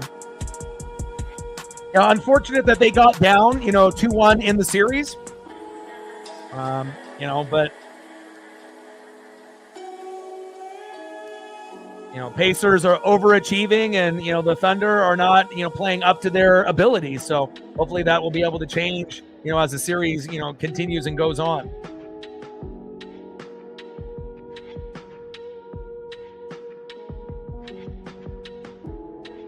Yeah. But again, you found a way to win on the road, to tie it up. So again, the Thunder should win. The Florida Panthers for the NHL should win. Those are the two best teams, that are in the finals. But again, the other teams are giving it all they got. And again, a lot of overtime, double overtime in the NHL Stanley Cup. And again, I don't think anyone anticipated the Pacers doing this good early in the season, as well as late in the season and in the playoff run, Halliburton and company. But again, as far as this particular NBA Finals, instead of it being Thunder in 5 or Thunder in 6, you may have to make it Thunder in 7. But at the end of the day, if Thunder win in 6 or 7, I don't think it'll matter to you as long as they win. So, nice job by the Mariners there as we go to the end of the 4th inning. 2-2, Guardians and Mariners. Wish we could have got something more in that particular inning, but again, we can't complain after being down 2-0. Now we're tied up at 2 runs apiece. The difference is we have 6 hits and an error. They have 3 hits. Back-to-back homers by Jones and Kwan. Rowdy Tellez homered, exactly what we said we needed to have happen, and then Crawford singled to left to get Big Ben to come over from third, and we have ourselves a ball game. I love playing this Guardian team. It kind of reminds me when we play the Angels, that same type of effort and kind of rivalry where it's like, they're a better version of the Angels, but they kind of remind me of like playing a team like that where it's never going to be easy and we got to give everything that we got. So.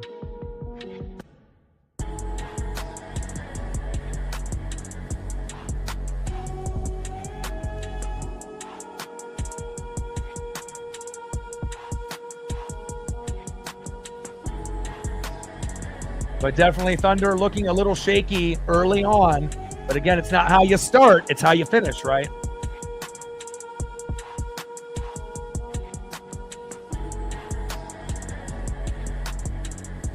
First pitch from Castillo to Jones, takes a strike looking low and in the zone, 0-1 count. I see you, my guy. Human highlight reel right there. I'll get you a few more in between the commercial breaks.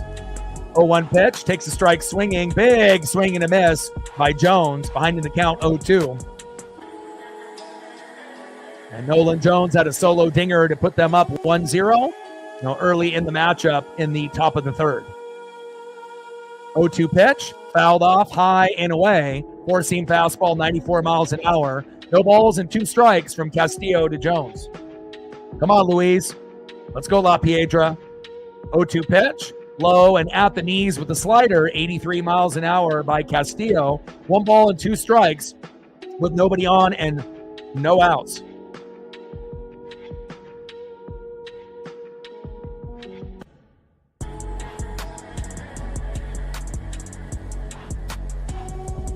One-two pitch, low and away. 2 balls and 2 strikes from Castillo to Jones.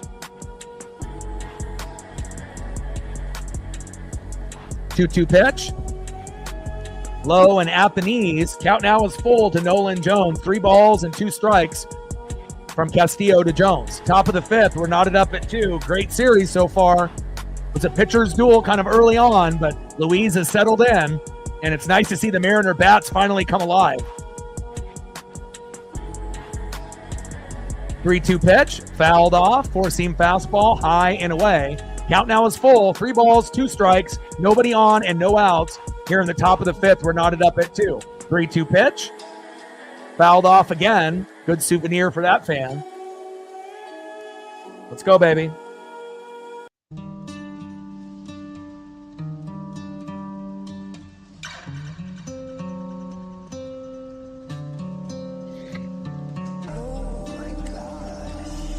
Three-two pitch, fouled off again, high and away. 3 consecutive foul balls. 4-seam fastball, sinker, and 4-seam fastball.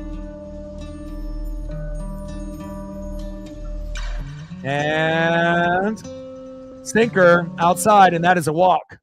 Long at bat there for Nolan Jones.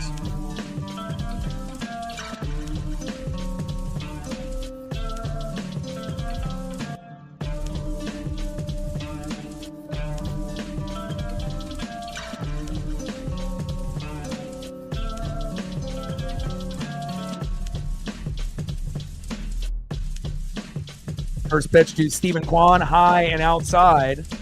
1-0 count.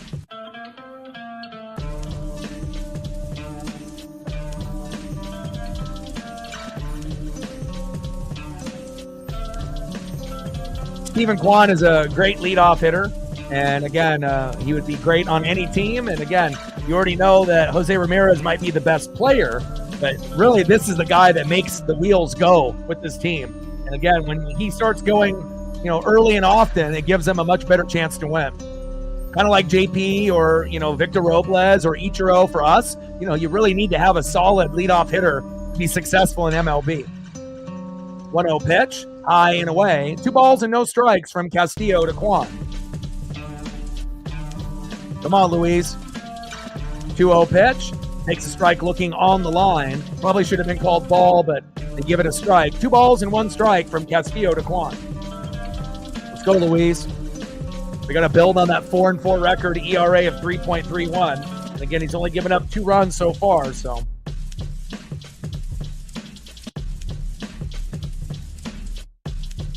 Let's go, baby. Like, sub, donate, comment, share. If you haven't smashed that like button yet, please do. We're at 25 on the dono train, 75 to go. Or 27 on the dono train, 73 to go. 2-1 pitch, and Kwan flies out to center. Julio is there. No fly zone. 1 away. Down goes Steven. Next up, DHing for the Guardians, Kyle Manzardo. 0 for 2 with a K.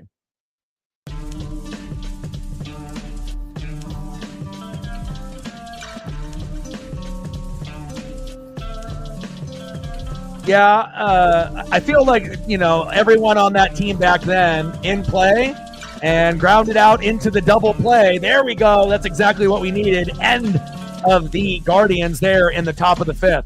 Hell yeah. Good defense there by the Mariners. Yeah, but I feel like with Durant, Westbrook, and Harden, they were all kind of me players. They all had to have the basketball, and again, incredibly talented players, but they were immature, at that time, and they needed better role players, with them as well. Obviously, we know that they had a couple other guys in that starting lineup, that would try to be able to, be good enough to be able to help them win, but just because you have 3 players doesn't necessarily mean you're going to go all the way. But crazy to kind of look back at their careers and the different paths that they had to take. All of them wanted to be the man, and unfortunately they couldn't really coexist with each other. Now, if you could have less ego out of like Russell Westbrook and Harden, and then you could have Durant be the man and you kind of cater to him, but you still get your own, maybe they could have won, but again, all 3 guys' egos are through the roof, thinking that they're the best things at sliced bread. So sometimes it just doesn't work, when you have talented players, but they have the ego the size of the moon. Now let's go to the bottom of the 5th inning and see who's up next here for the Mariners.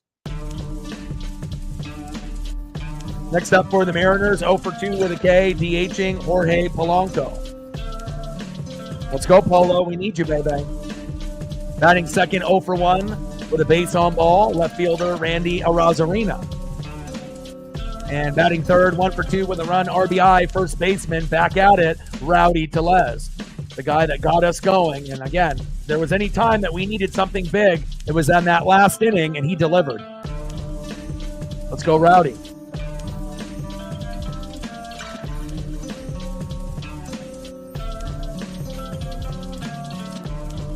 Yeah, we play up to the competition and play down to the competition, and that's just kind of how things have been with us. But it's not just us. A lot of teams are that way. Basketball, baseball, football, hockey, for whatever reason, that's just kind of a normal thing for a lot of teams that are out there.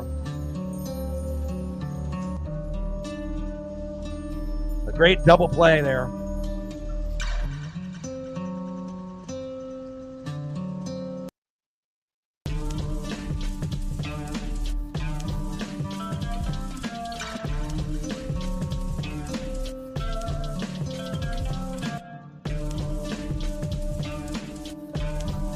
All right, Guardians going to the bullpen. Hopefully we can open up the game a little bit more now. First pitch from Smith to Polo. High and away with the sweeper, 1-0 count.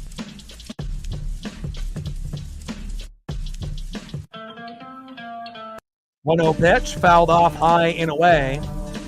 1 ball and 1 strike from Smith to Polo.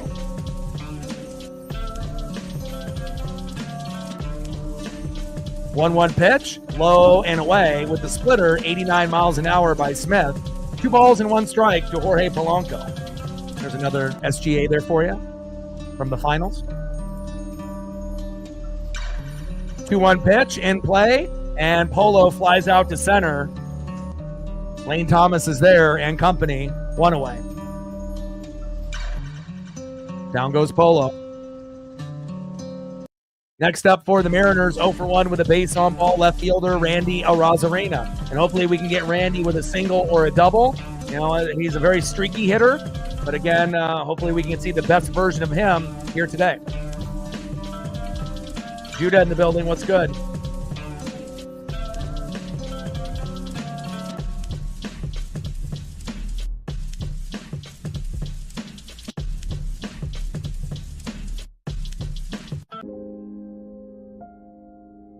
One 0 pitch. Fouls that one off high and inside. Four-seam fastball, 95 miles an hour. 1 ball and 1 strike from Smith to Randy Arozarena. Come on, Randy. 1-1 pitch. Takes a strike looking right down the middle. 1 ball and 2 strikes with nobody on and 1 out. Bottom of the 5th. We're knotted up at 2. And it's been kind of the story of home runs so far. 3 out of the 4 home runs, or 3 out of the 4 runs have been home runs, excuse me. Nolan Jones, Stephen Kwan back-to-back in the 3rd against Castillo. Rowdy Tellez in the 4th. And then that led to a few other base hits that got us that 2nd run with that RBI. 1-2 pitch, low and away. Tries to paint that corner and misses with the splitter. 88 miles an hour by Smith. 2-2 pitch. And Arozarena grounds out to the shortstop, throw to first. 2 away.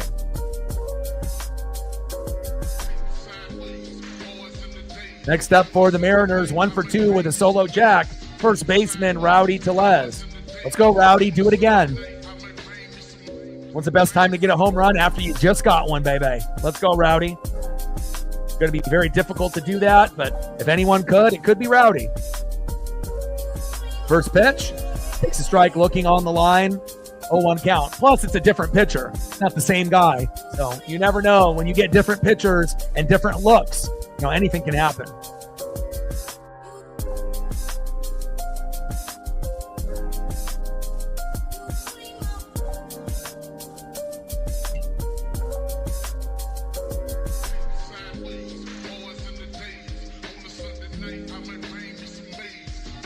Let's go, baby.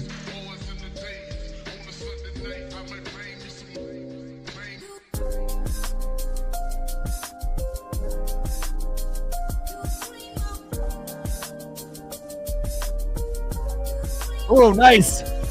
Oh, I hope he's okay. Wow. Go, go, go, go, go. Go, Rowdy. Go, Rowdy.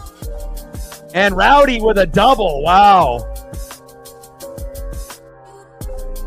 Hope the pitcher is okay. And again, we've seen George Kirby have a line drive that went into his mouth, right? And then we've seen now Smith gets plunked with the line drive from Rowdy. He's got a big ol' strawberry there on his forehead. I hope he's okay. Hopefully he doesn't have a concussion or anything like that.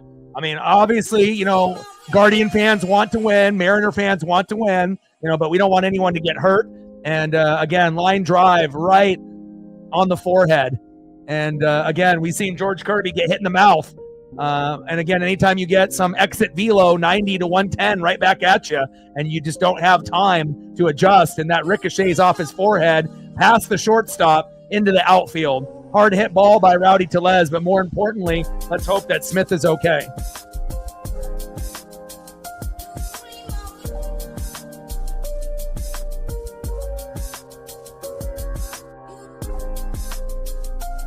Yeah.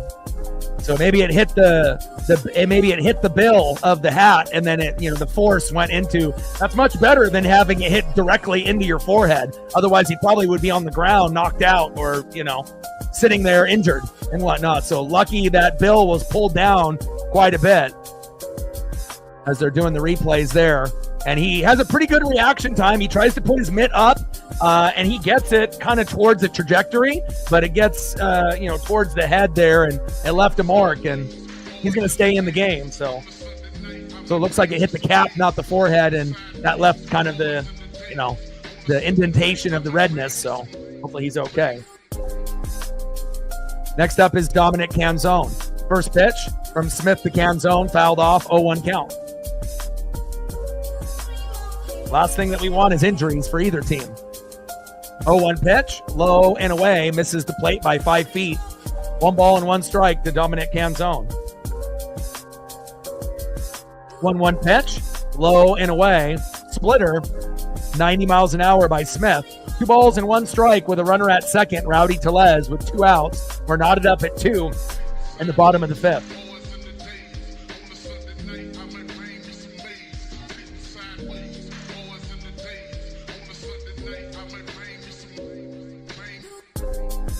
Two-one pitch, big swing and a miss, high and away, 4-seam fastball.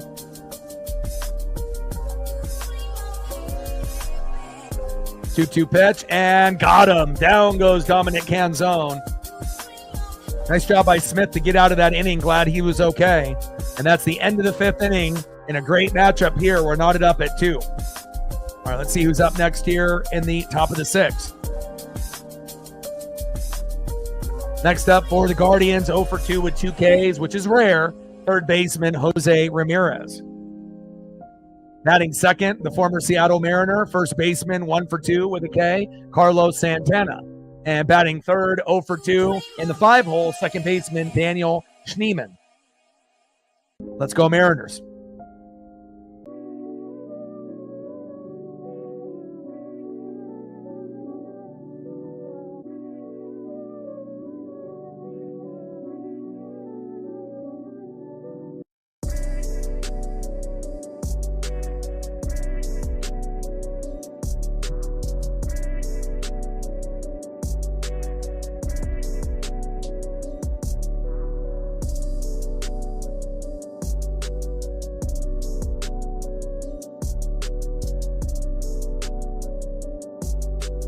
All right, we're 4 likes away from 40, 14 more to hit the goal. Now we just got another one. Now we're at 37, 13 more to hit 50 for the night. Let's go. And we're at 27 on the Dono train, 73 to go. End of the 5th inning, we're knotted up at 2.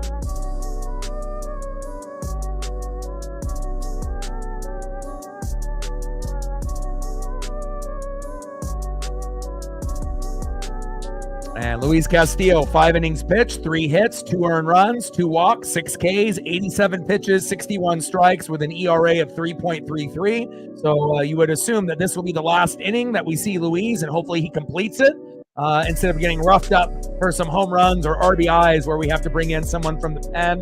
And again, if it's Brash or Spire, we're fine. But if it's anybody but Brash or Spire, we're in trouble. And again, this kind of feels like, even though this first game is so important, who knows who's going to come out there? Vargas, Bizzardo, Thornton. And if we bring out some of those guys, Snyder, it could be a disaster. So we'll see what they decide to go with. But hopefully Castillo can get at least out of this 6th inning unscathed. First pitch from Castillo to Ramirez. Big swing and a miss, 0-1 count.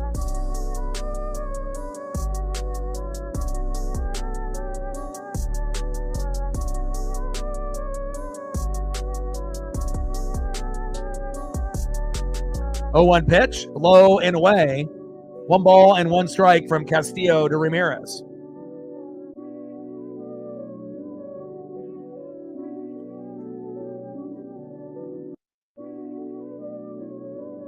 One pitch, high and away with that sinker. 2 balls and 1 strike from Castillo to Ramirez.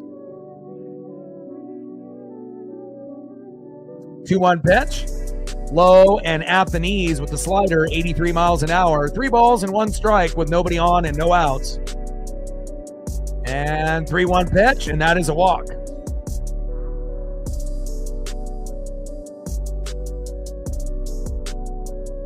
Next up, first baseman Carlos Santana. Yeah, politics isn't good for anybody because all it does is, put people against each other.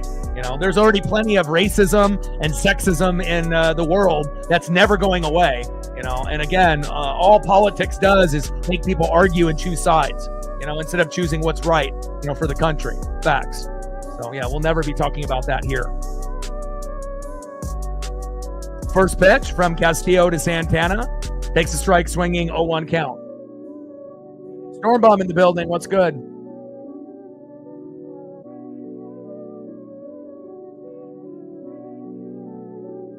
Top of the sixth with a runner at first. Ramirez just got walked. Got to find a way to get a double play.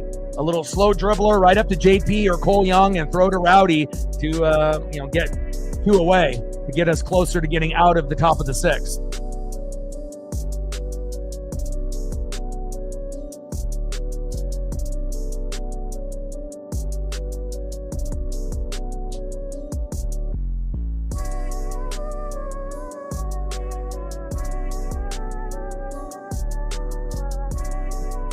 There we go, baby. You ask and you shall receive. Santana grounds out into the double play. My ESP is strong.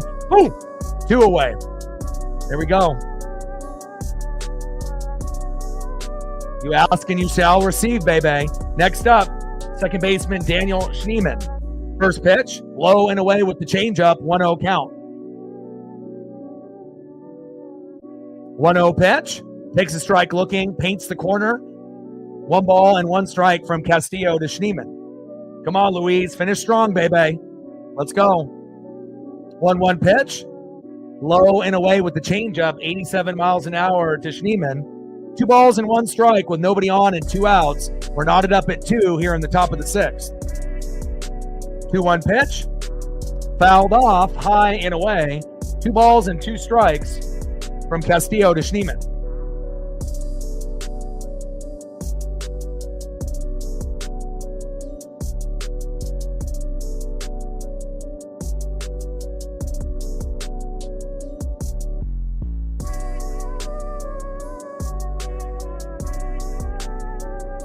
And Schneemann strikes out swinging, and we get out of the inning. There we go.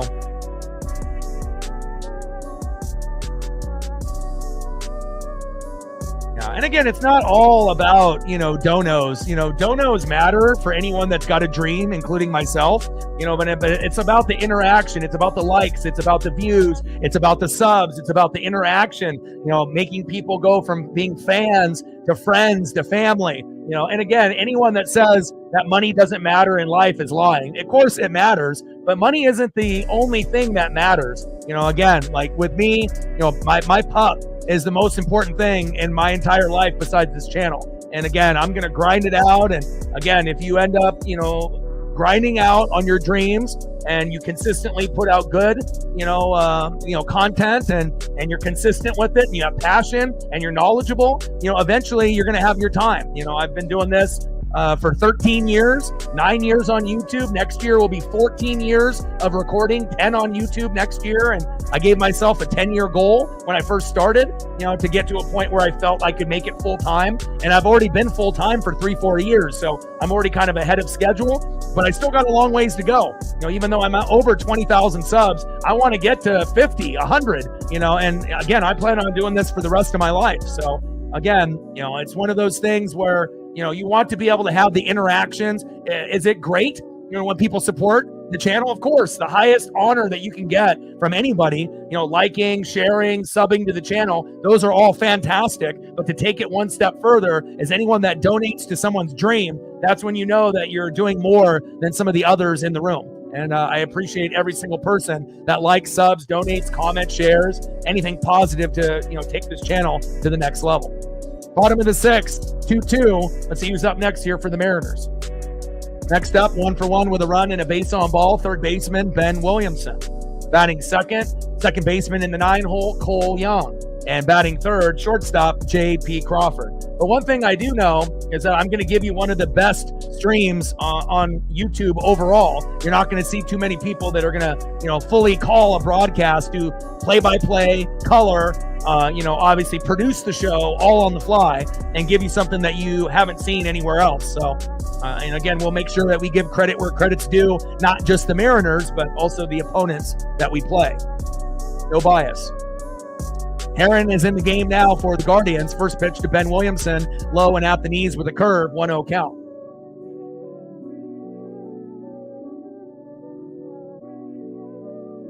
Let's go, Big Ben.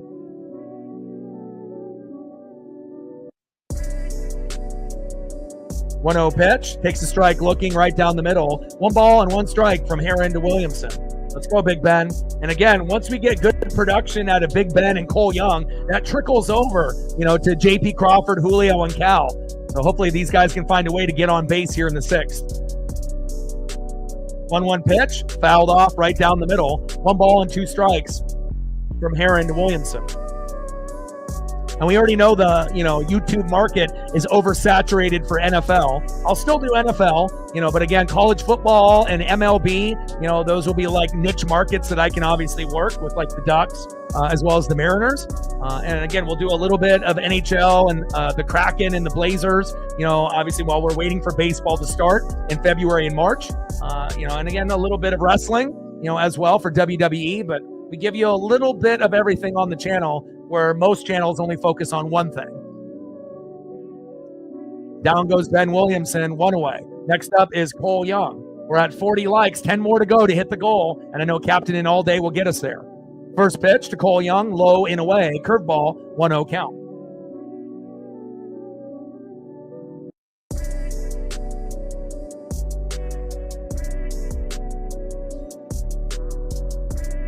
But I do know that, the farther that the Mariners and the Oregon Ducks go, the more the channel will blow up, especially if the Mariners win the World Series in the next 5 to 10 years. That could be a huge moment on the channel. Same thing with the Oregon Ducks. If they end up, winning a natty, that could definitely springboard the channel into another level, which definitely could happen as well. 1-1 pitch, low and away. 2 balls and 1 strike from Heron to Young. 2-1 pitch. High and inside with the slider, 86 miles an hour there by Heron. 3 balls and 1 strike with nobody on and 1 out. We're in a 2-2 game here in the bottom of the 6th. Let's go, Cole. Let's go, baby. Three-one pitch. Big swing and a miss by Cole. Count now is full. 3 balls and 2 strikes from Heron to Cole Young. Come on, Cole. We need you to get at least a hit or 2 today. Come on, Cole. But we got, obviously, Luis Castillo today. Pitched well, besides giving up the back-to-back homers. In play. And Young grounds out to first, 2 away. Hopefully he'll get a hit at his last at-bat. But then we have George Kirby, I believe, tomorrow. And then on Father's Day, I believe it's Emerson Hancock. So still think that if Kirby can pitch anything similar to that 14K game, obviously we should have a very good chance tomorrow. And Emerson Hancock has been pitching pretty well lately as well. So, I'm going to visit my dad, for Father's Day early at like 9 a.m. But we will be doing the stream on Father's Day at 1.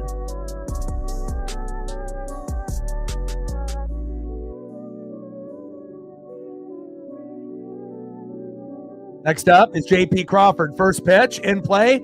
Connects, go, go, go, go, all the way back to the wall, and JP Crawford doubles the left. My boy, JP Crawford. It would have been great if Cole Young got on board. That would have scored a run. But again, better late than never. But nice job by JP Crawford. And JP is hot today, and that should trickle over to Julio Rodriguez, who is already 2 for 3. First pitch to Julio, same location. Damn it, but he flies out the left. Damn.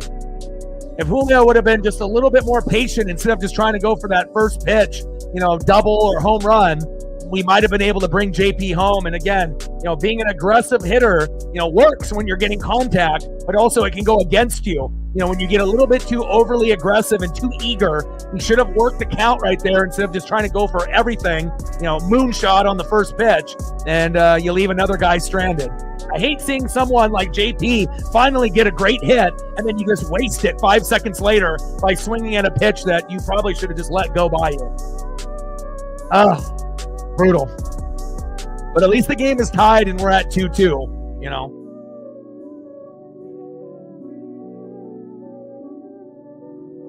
But at least Julio's not striking out I don't know. I don't get as frustrated with him grounding out or popping up as the strikeouts looking or swinging. Julio's swinging and striking out is the most frustrating. So at least we don't see that anymore. Him getting punched out is probably second. But now it's like, again, but probably now I would say him swinging at the first pitch and getting out regardless of the outcome, that's probably got to be right up there with striking out. Because again, if you swing at the first pitch after a big momentum play happen, like let that settle in. For the fans, like let's appreciate JP and applaud him and not to have the inning end 5 seconds later because you're trying to win the game by yourself. Like play within yourself. You don't try to be someone that you're not, but apparently Julio doesn't know who he is. So again, he's better than what he was in March and April, but he has cost us by being too impatient in the box. And again, there's no guarantee if that would have went 6 pitches that he would have gotten a hit, but I think that he would have had a better chance to find his pitch to get a single or maybe even a home run, but we'll never know. Top of the 7th, we're knotted up at 2. Let's see who's up next for the Guardians. And they're going to bring in, oh God, Carlos Vargas. Now, Carlos Vargas, if he comes in and only needs 1 out, we might be able to get the out. But starting Carlos Vargas as the guy at the top of the inning, I don't know.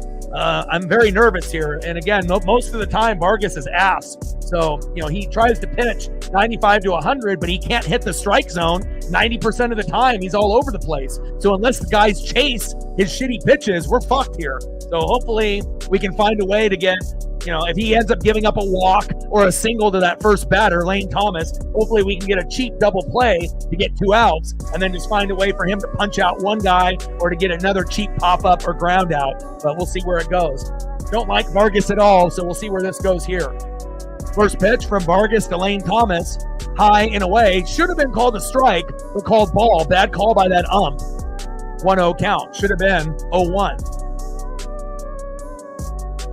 1-0 pitch, takes a strike looking in the zone.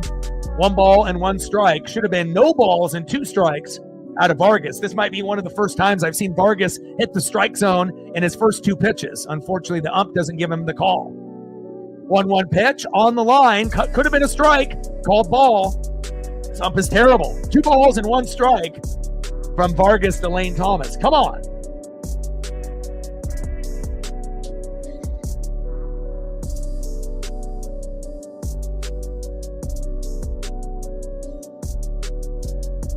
I mean, we actually have 3 potential pitches that could have all been strikes there for Vargas. And in play, and Thomas grounds out to third. Williamson, throw to first. Rowdy, 1 away. At least we get out of the inning there, even though the ump was fucking terrible on that at-bat. Next up is Bo Naylor. First pitch, low and away, fouled off, 0-1 count. So far, so good here with Vargas on the mound, but I don't trust him.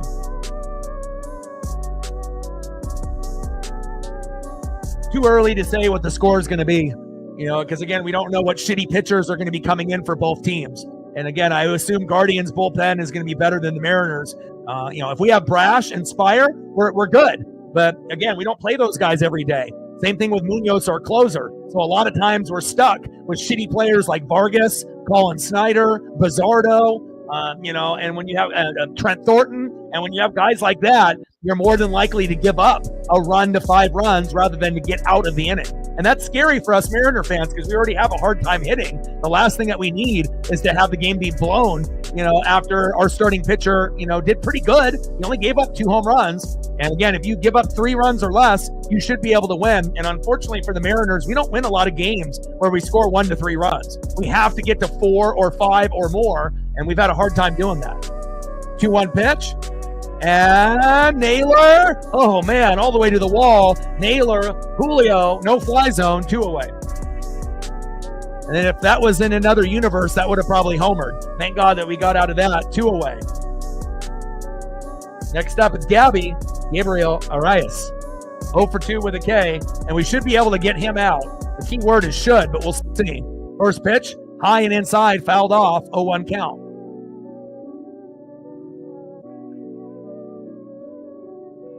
I mean, Vargas is young, but again, regardless of what the ERA is, it's like there's certain guys that you have confidence in and there's other guys that you don't. And again, there might be some potential, out there for Vargas, but I would rather have him go and play on another team.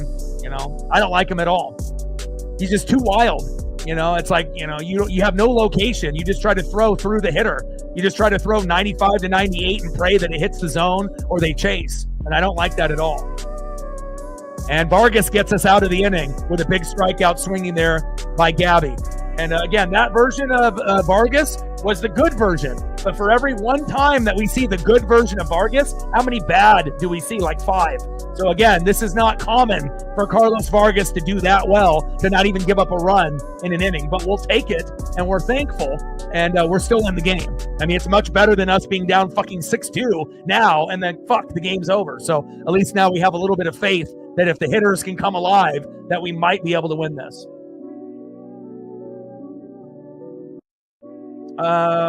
Vargas is better than Thornton. Thornton is the worst player on the team, like hands down. And then Snyder is probably second worst. Vargas and Snyder are pretty close. But I think I would probably go Thornton is the worst, then Snyder, then Vargas, and then Bizzardo if we're going over those 4 guys. And then obviously Matt Brash and Gabe Spire are our best. All right, let's see who's up next here for the Mariners. Let's see if we can take the lead in the bottom of the 7th. And remember, we are a top 3 team in MLB as far as clutch hitting in the 7th, 8th, and 9th. So this is where we typically take advantage of either the starting pitcher getting tired, if they're still in the game at this point, or, depending on how many bullpen guys they've gone through already, that we can find a way. And luckily for the Mariners, you have the best clutch hitter in the 7th inning and beyond since he became a starter in 2022. Leading the MLB in homers and being the best catcher in baseball, big dumper, Cal Raleigh. 0 for 2 with a walk, time to be able to connect. Batting second, 0 for 3 with a K, DHing Jorge Polanco. And batting third, 0 for 2 with a base on ball, left fielder Randy Arozarena. And then hopefully at some point, when we have Julio or Jorge in the same position where you're 0 for 3 with a K, then when Luke Raley is healthy, we can have him pitch hit, and just have another option for a guy that might be able to help us. And he's not going to single-handedly help us win like Logan Gilbert would, but again, having another bat that potentially can get singles, doubles, defense, and an occasional home run, once in a while will help. All right, Heron is still in the game for the Guardians. First pitch to Cal, batting from the right side now rather than the left. Big swing and a miss at the knees, 0-1 count. Like, sub, donate, comment, share. If you haven't smashed that like button yet, please do. We only need 8 more to hit the goal, to hit 50 on the likes. Let's get it, baby. And we're at 27, 73 to go to hit the dono goal. 0-1 pitch, low and away with the curve. 1 ball and 1 strike. The big dumper, Cal Raleigh. Let's go, Cal. 1-1 pitch, fouled off high and inside. 1 ball and 2 strikes to big dumper, Cal Raleigh. We'll take anything, singles, doubles. But if you can do this and we can raise the trident, that would be huge.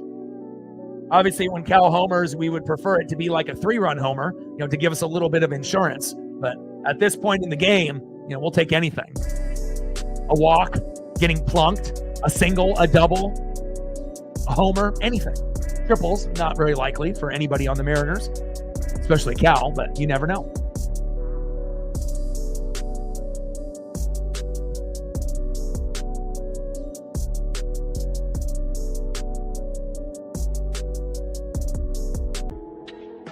Come on, baby.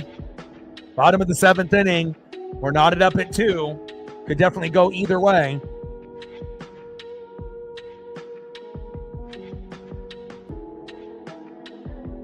One-two pitch. Low and at the knees. Curveball, 83 miles an hour by Heron, misses the corner. Tries to paint it and just missed. As Cal changes bats here. Hopefully this is Torpedo. 2 balls and 2 strikes from Heron to Raleigh.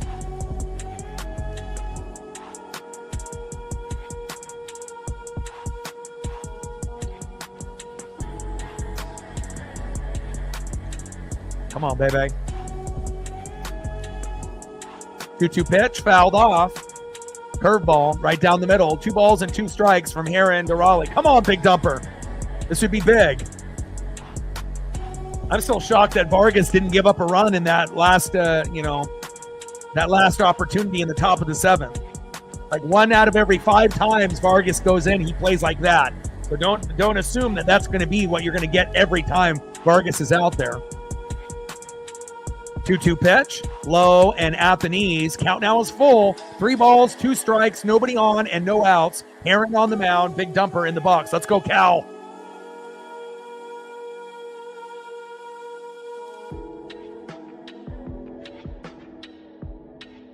And there's a walk. We'll take that, Cal.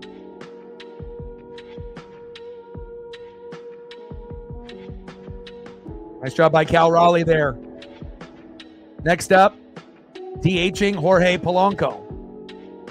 Unless they have someone pinch hit for him. We'll find out. But I would rather have Polo there than like Dylan Moore, who's been ice cold. You know, it's like we don't really have a lot of options. Leo Rivas is on AAA for, the Tacoma Rainiers. So it's like we're kind of running out of other options for players, Donovan Solano actually has been pretty good, as of late, but it's not like we need to bring him in. Garver still stinks, but Solano has gotten much better since the beginning of the year, but still not someone that you really want to see every day. First pitch to Polo, high and away. That's why it's so important for Luke Raley to come back to give us that little spark. He's not going to give us as much of a spark as like a Victor Robles would offensively or defensively, but Luke has got potential to be better than Garver, Solano, and a few others like Dylan Moore, at least for the time being. Bottom of the 7th, runner at first, 2-2 tie. Herring on the mound, Polo in the box. Yeah, it's been forever. He had 9 homers and batting .384, obviously in April, but he's only had 1 home run after that. And Polo, there we go. Go, Polo, go, Polo. Yes, and Polo with a double. And again, Polo has actually stepped up lately. He might not be able to get home runs anymore, but he has been able to get singles and doubles a little bit more frequently, and that's great for us Mariner fans. Next up, another guy that has started to heat up slightly, Randy Arozarena. You're still super streaky, and again, you're going to make a good defensive play once in a while. You have been getting singles and doubles a little bit more frequently. Let's go, Randy. Hey, I don't even need a 3-run blast. Just get an RBI single for us to take the lead. RBI double will make it 4-2.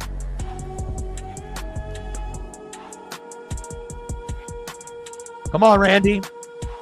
Great position here. But again, remember, the Mariners, we're a team that could have bases loaded, no outs, we get nothing. We could have bases loaded, 1 out, nothing. Bases loaded, 2 outs, nothing. We can have runners at first and second with no outs and get nothing. We can have runners at second and third with no outs, like right now, and get nothing. Let's pray that we don't get a nothing. We can get at least 1. We don't have to be too greedy and say, oh, we're going to get 2, 3, 4. Let's just try to get 1 and see where it goes. Unless, we get the blessed 3-run jack from Randy to go up 5-2. If that happens, we win. But if he gets an RBI double to make it 4-2, it definitely increases our chances, probably, 65-35 to win the game, depending on who we bring in after Vargas. Chris in the building. What's good, brother?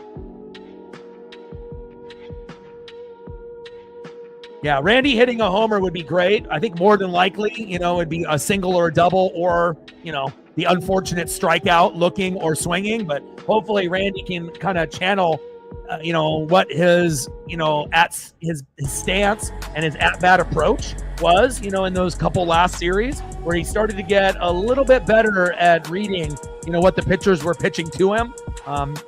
Hell, even going for a bunt right here, would throw them off. You end up dropping a bunt here. That could end up scoring a run. Now, would they drop a bunt with Randy? Probably not. But again, if you wanted to really try to fool the hitter, fool the defense, that would be something that, you would have to have good placement on it as well, though. But you're not going to see Randy bunt here. First pitch, high and away with the slider, 1-0 count.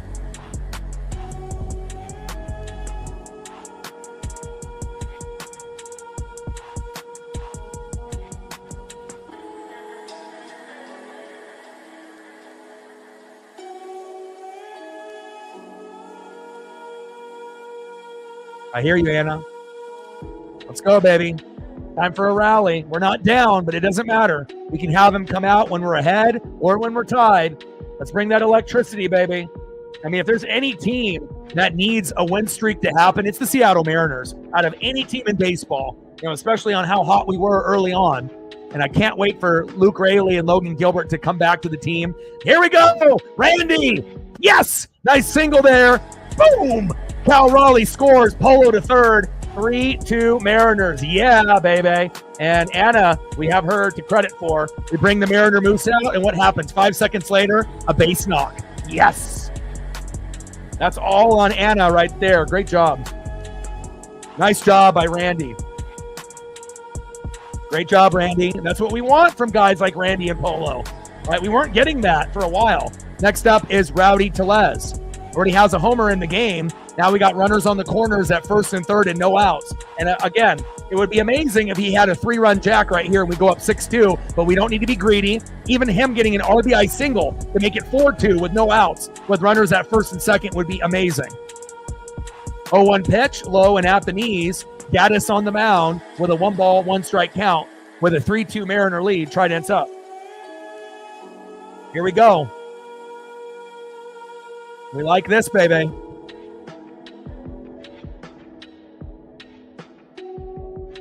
We have to be positive. You know, it's not going to help by being negative. You know, we've already seen the highest of highs that we're ever going to see this season. 9 consecutive series wins. We're not going to see that again, more than likely. We might be able to see a, 3 or 4 or 5 if we're lucky, but at this point, we're having a hard time just winning fucking one series. Let's just try to win one and go from there, right?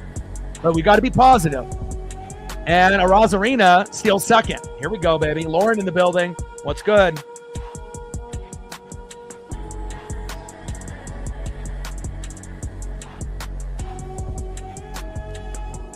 Let's go Mariners.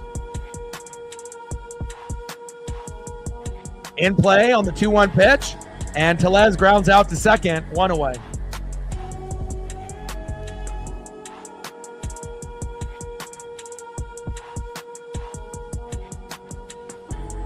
Next up is Dominic Canzone. Let's go, Dom. This will be a great time for a homer here for Dom. Bring the electricity, baby. First pitch, takes a strike looking right down the middle. That could have been the pitch that if he swung there, that could have been gone. Bottom of the 7th, 3-2 lead. Runners at second and third and 1 out. Let's see if we can get one more run.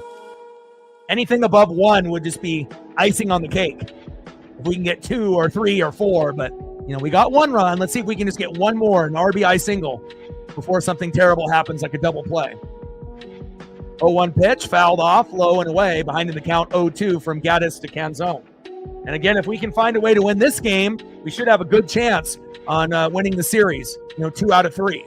I don't think anyone's going to sweep anybody in this particular series. It's like, the Guardians remind me of like playing the Angels, but a better version of them. It's like I feel like they have better players here on Cleveland, but it's always tough when we play Cleveland. And we're playing up to the competition, not playing down. And again, it's nice to actually play a good team that has an above 500 record, like them and the Twins and like the Tigers in the division, because the Mariners are going to give it all they got and some. And even if we lose, the effort is going to be there.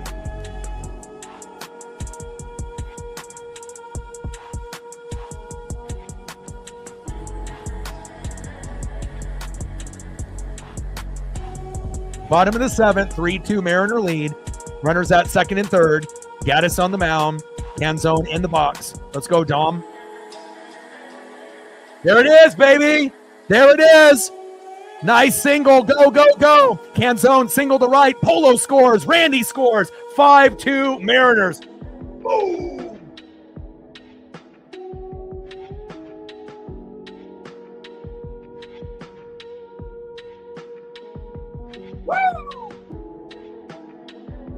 Let's go. That's what I'm talking about. See, that's what happens when you end up being positive, when everything is just fucking dog shit for a whole month and a half. You have to be positive and just believe that we're going to turn it around. And we are starting to turn it around. Magic number, 5 runs, 7 to 10 hits. Check and check. Here we come. Next up, Ben Williamson. And that's how you fucking capitalize. We had bases loaded that we left in the first, left another guy in the second. But again, as long as you're getting hits instead of, the other team having a no-hitter on your 1-hitter, then you're fucked. Mariners, 5 runs, 11 hits, and an error. And this is exactly what we fucking needed against a really good team in the Cleveland Guardians. And again, it's not over yet. with one shitty-ass guy like Trent Thornton coming in for 5 minutes, the game could be 5-5 in a matter of minutes. So again, it feels good to be up 3, but kind of the Mariners' MO is like once we end up getting a lead, it doesn't last. Like we celebrate for like a minute. And then as soon as the Guardians come up, it seems like, or any team that we play, they end up erasing our lead immediately. So depending on who they bring in, I hope that they're smart, and they don't risk it, with like a Bizzardo or a Snyder, and definitely not Trent Thornton. But I assume that's probably where they're going to go, and they're going to save Brash and Spire for games 2 or 3. But we'll see. If we get the good version of that shitty pitcher, then we might be able to, find a way to still win. But even having a 3-run lead in the 7th doesn't mean that we've won, because we do have one of the shittiest bullpens as of late in the last month and a half. But feels good that we have this lead, at least for this time being. Trident's up.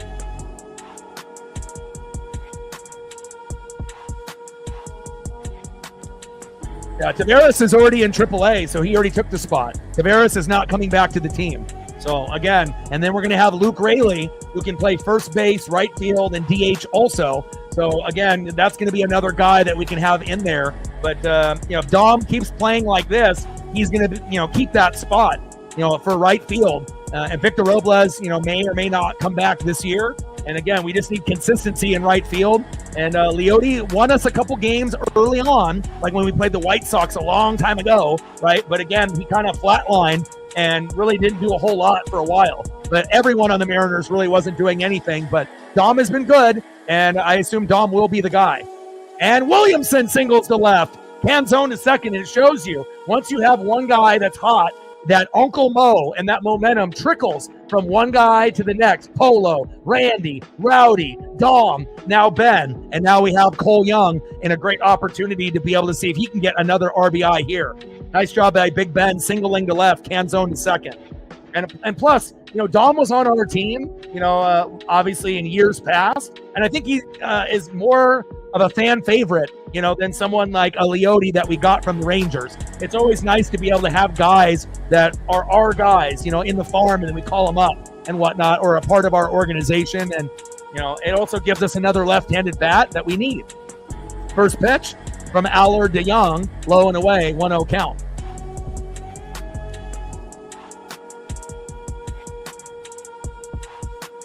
Let's go, baby. My phone is blowing up. And again, for a good reason, not for a negative reason like in the last month and a half. 1-1 pitch, takes a strike looking in the zone. 1 ball and 2 strikes to Cole Young. Come on, Cole.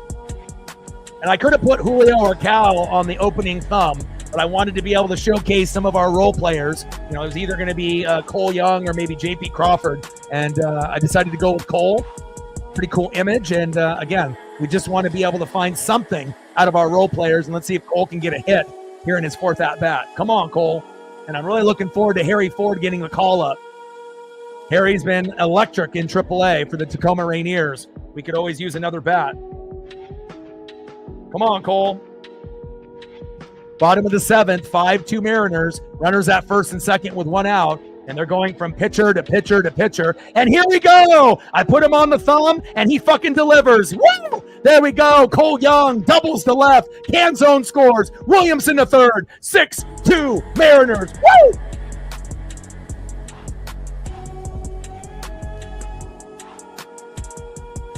Woo! That's what happens, baby. You get good production at the bottom of the order. It trickles over to the top of the order. And I had a feeling that Ben and Cole were going to be good today, and they have been. Ben better than Cole, but Cole, obviously could have went 0 for 4. Comes up big with the RBI, not just a single. Great job. 6-2 Mariners. I love it. It's a Cole world, baby. Nice job. And again, I'm always going to showcase the young players on the team. Nice. Nice. Next up is J.P. Crawford. 1-0 pitch, takes a strike swinging in the zone, 0-1 count. 1 ball and 1 strike from Allard to Crawford.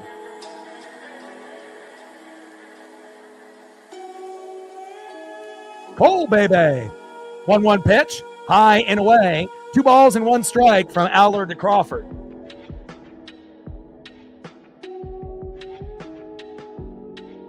Oh, we got Bizzardo. They got Brash in there, though. But again, if we're smart, we bring in Brash. Don't give them a chance to get back into the game. Let's try to win game 1, and then we can figure out who we're going to have in the bullpen in games 2 and 3. Like, let's not waste this opportunity. If there was ever a time that we needed a win in game 1, it's fucking today. You know, we've been beat the fuck up in the last month and a half. 2-1 pitch.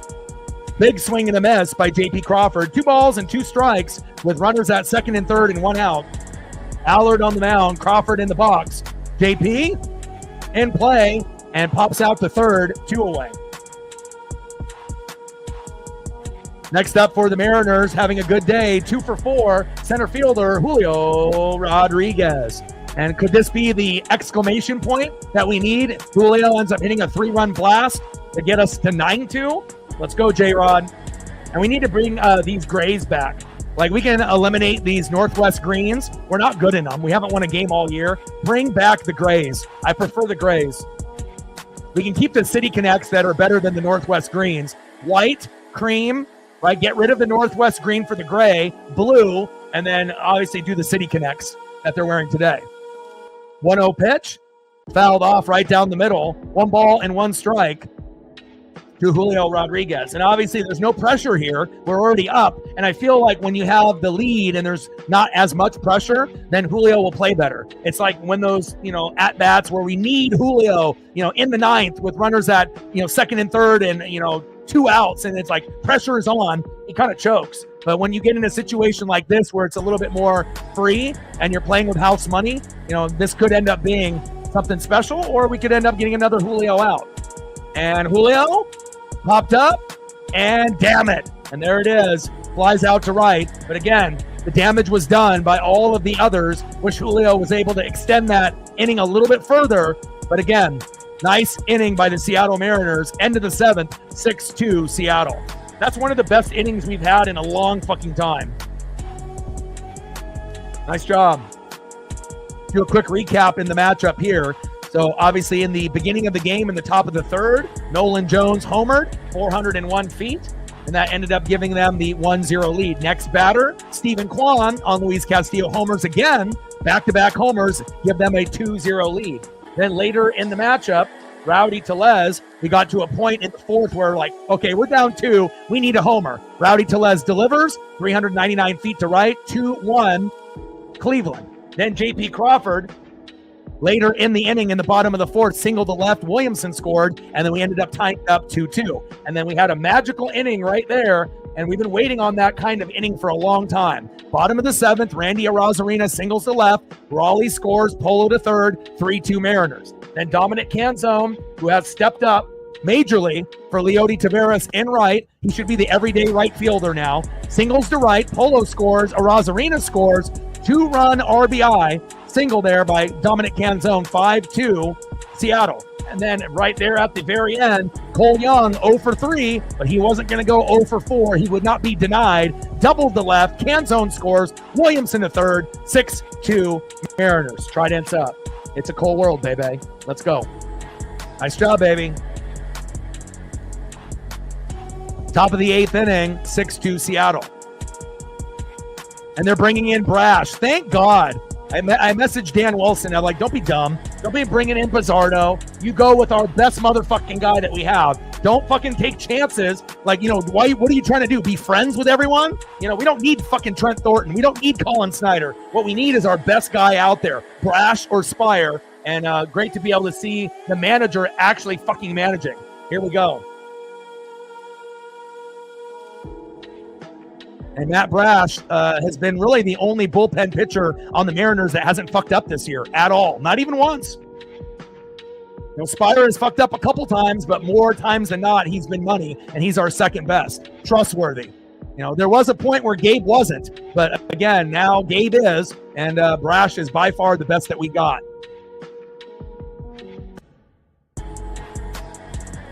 First pitch from Brash to Nolan Jones. Takes a strike looking, painting the corner. 0-1 count. Brash on the mound, Jones in the box. 0-1 pitch, low and at the knees. Slider. 85 miles an hour by Brash. 1 ball and 1 strike from Brash to Jones.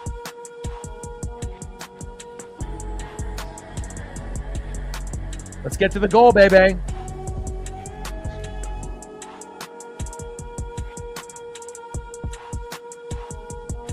1-1 pitch, low and at the knees. 2 balls and 1 strike from Brash to Jones.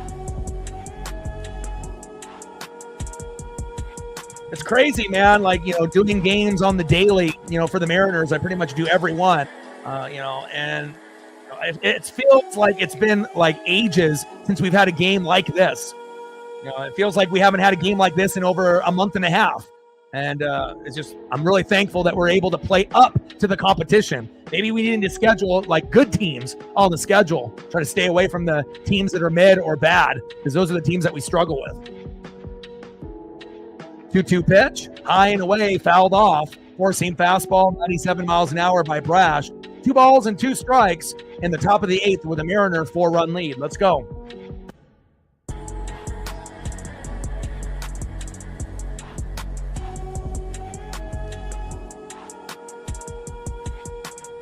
I don't know. I kind of like the City Connects that we have.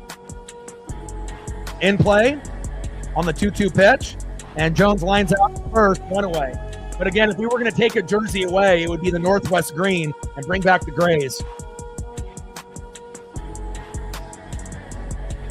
Next up for the Guardians, 1 for 3, solo dinger, Stephen Kwan. First pitch to Kwan, takes a strike looking, 0-1 count. Let's go, Brash.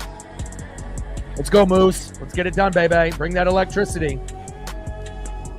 0-1 pitch, high and away, 4-seam fastball. 1 ball and 1 strike with nobody on and 1 out. 6-2 Mariner lead.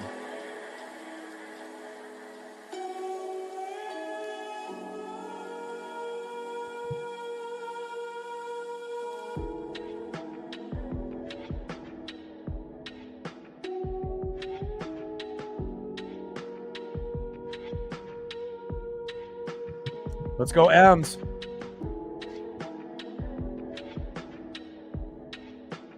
And I really do appreciate certain players on the Guardians like Stephen Kwan and Jose Ramirez, studs. 1-1 pitch, in play, and Kwan singles to center. No surprise there. He's a great player. I would love to see him, on the Mariners at some point, depending on what his, contract is. He would make a great leadoff hitter for any team. Next up, 0 for 3 with a K, DHing Kyle Manzardo. But obviously, if we have JP, we don't need him. But again, Stephen Kwan is a stud. Now we have Manzardo in the box. Now we need a slow dribbler right up the middle for a double play to get out of this inning.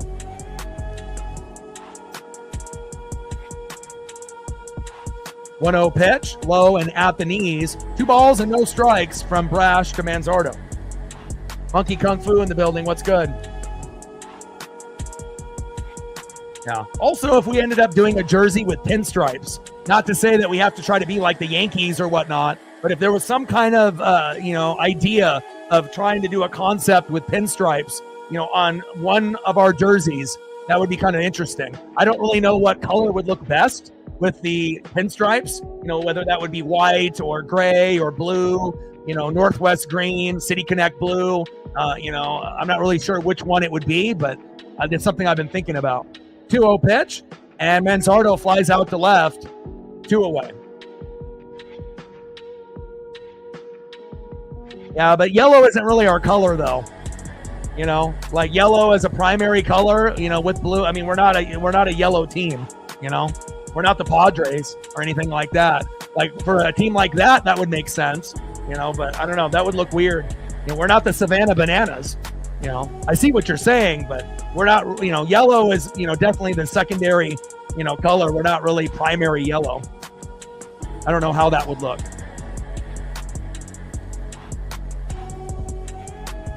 First pitch high and inside to Jose Ramirez, 1-0 count. But I guess if I saw it, in person, then maybe I would change my mind. But I don't know. I'm having a hard time, kind of picturing it in my head on what it would look like. Hey, but the Savannah Bananas, they know what they're doing. Their shit is working. 1-1 pitch, low and at the knees. 2 balls and 1 strike from Brash to Ramirez.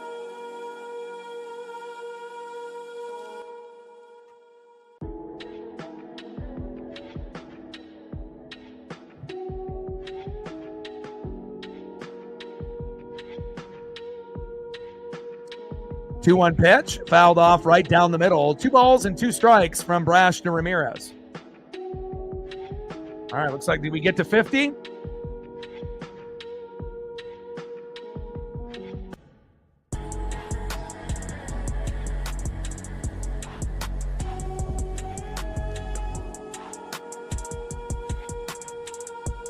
Come on, Brash. Top of the 8th, 6-2 Mariner lead. 2 balls, 2 strikes to Jose Ramirez. In play, knuckle curve, and that is out number 3, and Brash is amazing. And again, we haven't seen him fuck up at all. Not even once all year. Pristine. Gem mint, 10 out of 10. Let's go. The bananas, baby, for the fans. Nice job by Brash. And again, you know, if you're talking about a trustworthy player on the Mariners, you're looking at him right there. Nice job.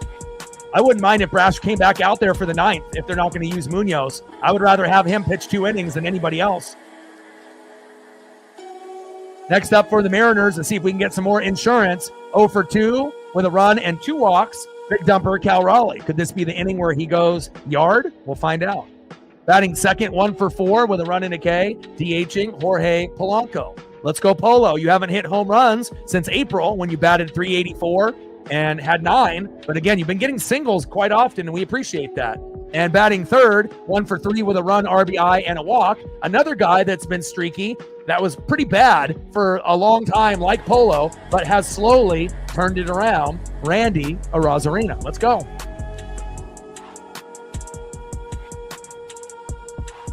For real, I started to feel like, man, it's been a long time.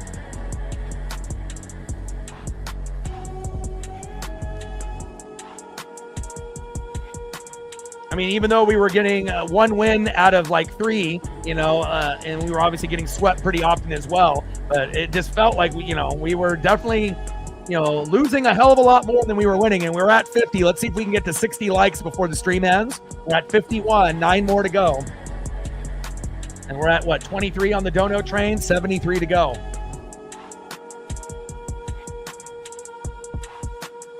Next up, 0 for 2 with a run and 2 walks. Big dumper, Cal Raleigh. Let's go, Cal.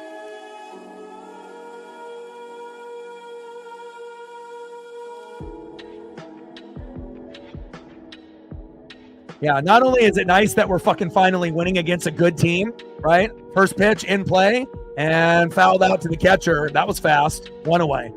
Not the prototypical Cal Raleigh game, but we're finding ways to win. But Cal will have a good chance to homer in game 2 or 3, even if he DHs on Father's Day. Next up for the Mariners, Jorge Polanco. 1 for 4 with a run and a K. First pitch, high and away with a curve, 1-0 count. Come on, Polo.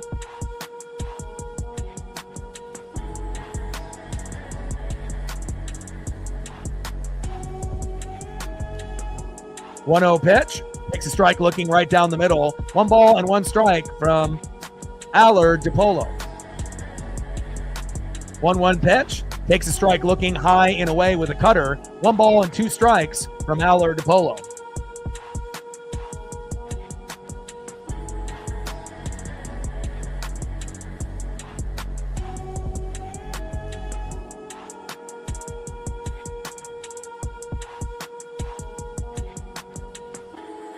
I don't know. I would kind of like to see uniforms back from like the 80s or like in the Ken Griffey Jr. era. If we went back to, having a different logo, like the circular Mariner logo with the M, or just going with the S, that was back in that Griffey era.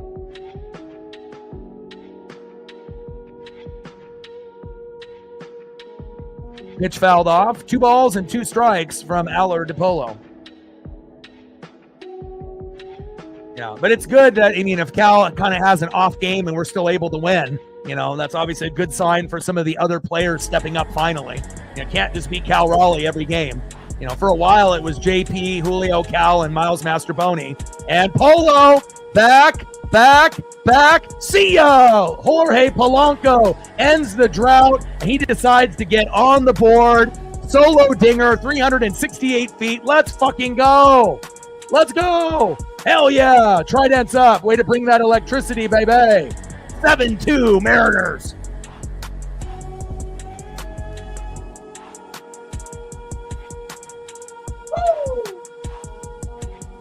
Fuck yeah. Let's go, baby. I guess when it rains, it pours. Let's go. He's been sitting on 10 home runs for fucking ages. And that's exactly what we fucking needed at home. You know, when we went on the road, if we would have played good playoff teams, maybe we wouldn't have done so bad. But when we played down to the competition on the road, it doesn't end well. But now being back at home against a good team is exactly what we needed. Nice job by fucking Polo. Huge. Next up, Randy Arozarena. 1-1 pitch. Big swing and a miss. 1 ball and 2 strikes from Allard to Randy. And it shows you if you have a bullpen that's shaky like Cleveland's today, we're taking advantage. And, it feels good for once that we are taking advantage of a bullpen that's shaky, not the other way around.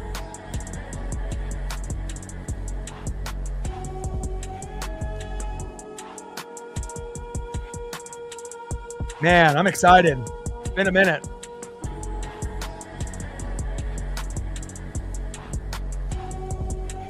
Bottom of the 8th, 7-2 Mariners. When's the last time that we had a lead like this? It's been a long time. And Randy, singles. Go, go, go. Yes. I mean, and it shows you how momentum, can really build up where it's not just like one guy. You're getting production from like the whole team. And again, the Uncle Mo, it is real. Momentum is real in sports. And again, we're definitely taking advantage. Next up is Rowdy Tellez. First pitch. Big swing and a miss, high and inside from Allard, 0-1 count. Let's go, Rowdy. And it all was because of Rowdy Tellez. If Rowdy didn't get that solo dinger when he did, right? Again, maybe we're not at the lead that we're at right now. And did I just see Randy run out and a potential out at first? What's going on here? Randy actually hustling to first base? That's when everyone's feeling themselves. When you get guys that are doing things that you never see. Randy running hard to first? What? It's a miracle. That might have been the hardest that he's run to first all year. And guess what? It paid off. You were safe. What do you know? If you actually play hard and show effort, good things happen. Keep it up, Randy. 1-1 pitch, high and inside. 2 balls and 1 strike from Allard to Rowdy Tellez. I mean, 9 times out of 10, Randy just gives up, but there he shows, that speed and ran it out. And hopefully that'll be a sign of things to come. 2-1 pitch. Big swing and a miss right down the middle by Rowdy Tellez. 2 balls and 2 strikes with a runner at first and 1 out. Just for Randy's hustle. Let's see if we can get 1 more. I'm just like in shock right now. I never thought that was possible out of a player that's so lazy in left field, but there we go. 2-2 pitch. Inside on the line. 3 balls and 2 strikes with the runner at first and 1 out. 7-2 Mariners. Seriously, he channeled in his inner Luke Raley. 3-2 pitch. And big swing and a miss. Down goes Rowdy. Nice punch out by Allard. 1 away. Down goes Rowdy. Next up, a guy that's been hot for us since we called him up, right fielder Dominic Canzone. And again, Dom should be the everyday right fielder for the rest of the year, besides maybe Luke Raley, filling in from time to time. But again, at the trade deadline, first base, right field, and 2 or 3 relief pitchers. That's what we need to be looking at to give us some extra depth. But Raley and Gilbert will be back in about a week, as long as they don't have any setbacks. In play by Dominic Canzone. And look at that. Dom is hot. Singles to center, Randy to second. Dom is already having more of an impact than Leody Taveras did in a month and a half. And Dom's only been on the team for a couple games. Nice job, Dom. He was killing it in AAA with Harry Ford and obviously with Cole Young. Nice to be able to see Dom have success. Call up Harry Ford. Next up is Ben Williamson, having himself a game. 2 for 3 with a run and a walk. First pitch, low and out the knees, 1-0 count. Let's go, Big Ben. I mean, the way that we're pacing right now, hell, we might even be able to get to 10.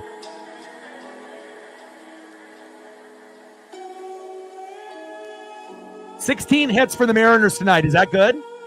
Magic number was 4 to 5 runs, 7 to 10 hits. We obliterated the fuck out of that number. And that'll give us good momentum going into tomorrow with George Kirby, baby. 14 Ks in his last start, and then Emerson Hancock on Father's Day. If we win with Kirby in game 2 tomorrow, we will have a chance to sweep with Hancock. Emerson's been money. Bottom of the 8th, runners at first and second. Allard on the mound. Williamson in the box. 2-1 pitch, takes a strike looking right down the middle. 2 balls and 2 strikes. With runners at first and second and 2 outs, Mariners with a 5-run lead. Now, we obviously know the Guardians are good enough to win game 2 and 3, where we only win game 1. That could happen. But obviously, with this kind of momentum, hopefully, we end up bringing the bats and they come alive, especially if George pitches well. But sometimes, if you watch the Mariners, when we have an explosion game, sometimes the next game we don't get a whole lot. So hopefully that won't be the case tomorrow with Kirby. 2-2 pitch, fouled off, four-seam fastball, 89 miles an hour by Allard. 2 balls, 2 strikes, 2 outs with runners at first and second. Let's go, Big Ben. Yeah.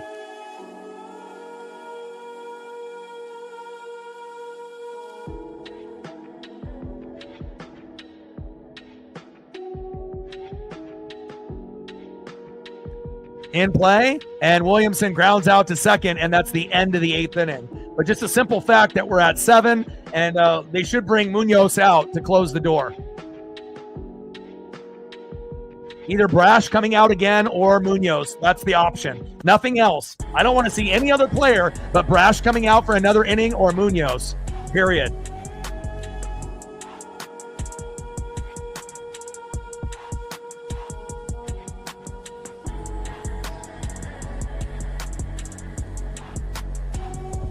Next up, 1 for 3 with a K, first baseman Carlos Santana.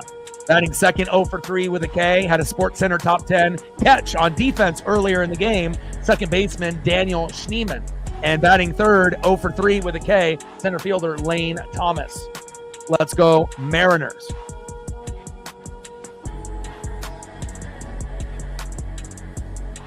And sneak peek for the thumbs for tomorrow and Father's Day. Boom, Stephen Kwan and Julio. And then we got on Father's Day, again, Jose Ramirez and big dumper Cal Raleigh in the afternoon game. Let's go, baby. And again, and I'm not saying that we will, but if we were to sweep the Guardians, again, that could put us in a really good position, moving forward. After sucking for a fucking month and a half. Fuck, they're bringing in Bizzardo. Are you fucking shitting me? Why can't Dan Wilson manage this team the way that he needs to manage this fucking team? Like, is it possible that Bizzardo gets us out of the inning and we win 7-2? Yeah, but when you bring in a guy like Bizzardo, you give them a chance to catch up and we win maybe 7-4 or 7-5. Like, why are we doing this? Like, you have closing pitchers. Why aren't we using them? Like, this is the perfect spot to be able to use the guys that are the best on the team. Bring in Brash again for another inning. Bring in Gabe Spire even as a lefty. Bring in, Andres Munoz. That's the obvious choice. Why the fuck are we bringing in Bizzardo? Golly, Dan Wilson, you fucking dummy. What are you, Scott Service's twin? You fucking dummy. Jesus. I hope it works. First pitch to Carlos Santana. Takes a strike looking, 0-1 count.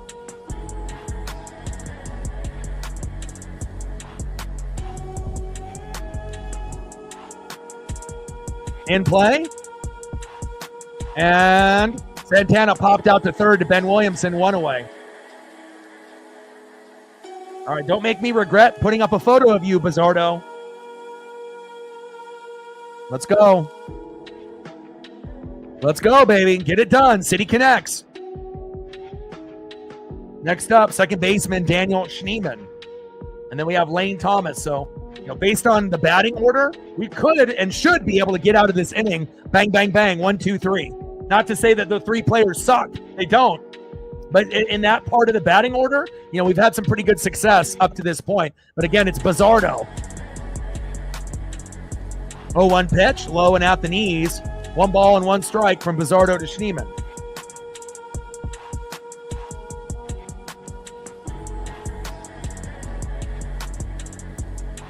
Man, this is the best game the Mariners have played in a long fucking time. And again, when's the last time the Mariners, had over 10 hits, let alone more than 15 hits? I don't know if this is the record so far this year, but it's got to be up there as one of our best performances with 16 hits. 1-1 pitch in play, and Schneemann flies out to right, 2 away. Well, at least we're getting the good version of Bizzardo not fucking the game up. And Bizzardo might be the third best, after Brash and Spire at this point in the season. I trust him more than Kowar. Next up is center fielder Lane Thomas. First pitch, makes a strike looking right down the middle, which is a good sign for Bizzardo, 0-1 count. So we should be able to get out of this unscathed, it looks like. Bizzardo was absolutely terrible like sauce last year, and right now he might be the third best. Brash, Spire, Bizzardo. That's a weird thing to say, but, so far so good. 0-1 pitch, takes a strike looking, paints the corner. Where was this earlier in the year? Behind in the count 0-2 for Lane Thomas, and we're 1 strike away from winning this game. Trident's up, man. What a great performance, and us Mariner fans have been desperate wanting to have a game like this for such a long time.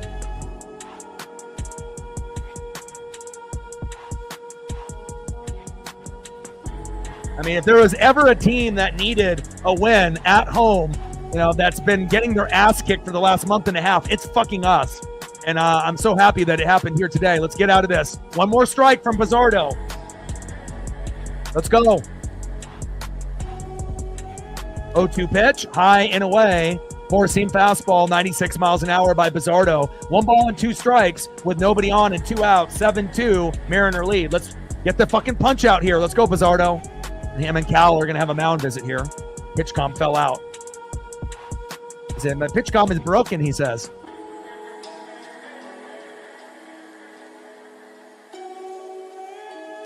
One-two pitch in play. And grounds out to the shortstop. Throw to first. There it is, baby. Final score, Seattle Mariners 7, Cleveland Guardians 2. GG to all the Guardian fans that are in the building that watched. And it's nice that Vargas and Bizzardo didn't fuck this game up for us. And again, 16 hits. I don't know if that's the record for this year, but it's definitely got to be one of the top, hit games of the season. And we even sprinkled in some home runs with that as well. Nice fucking job.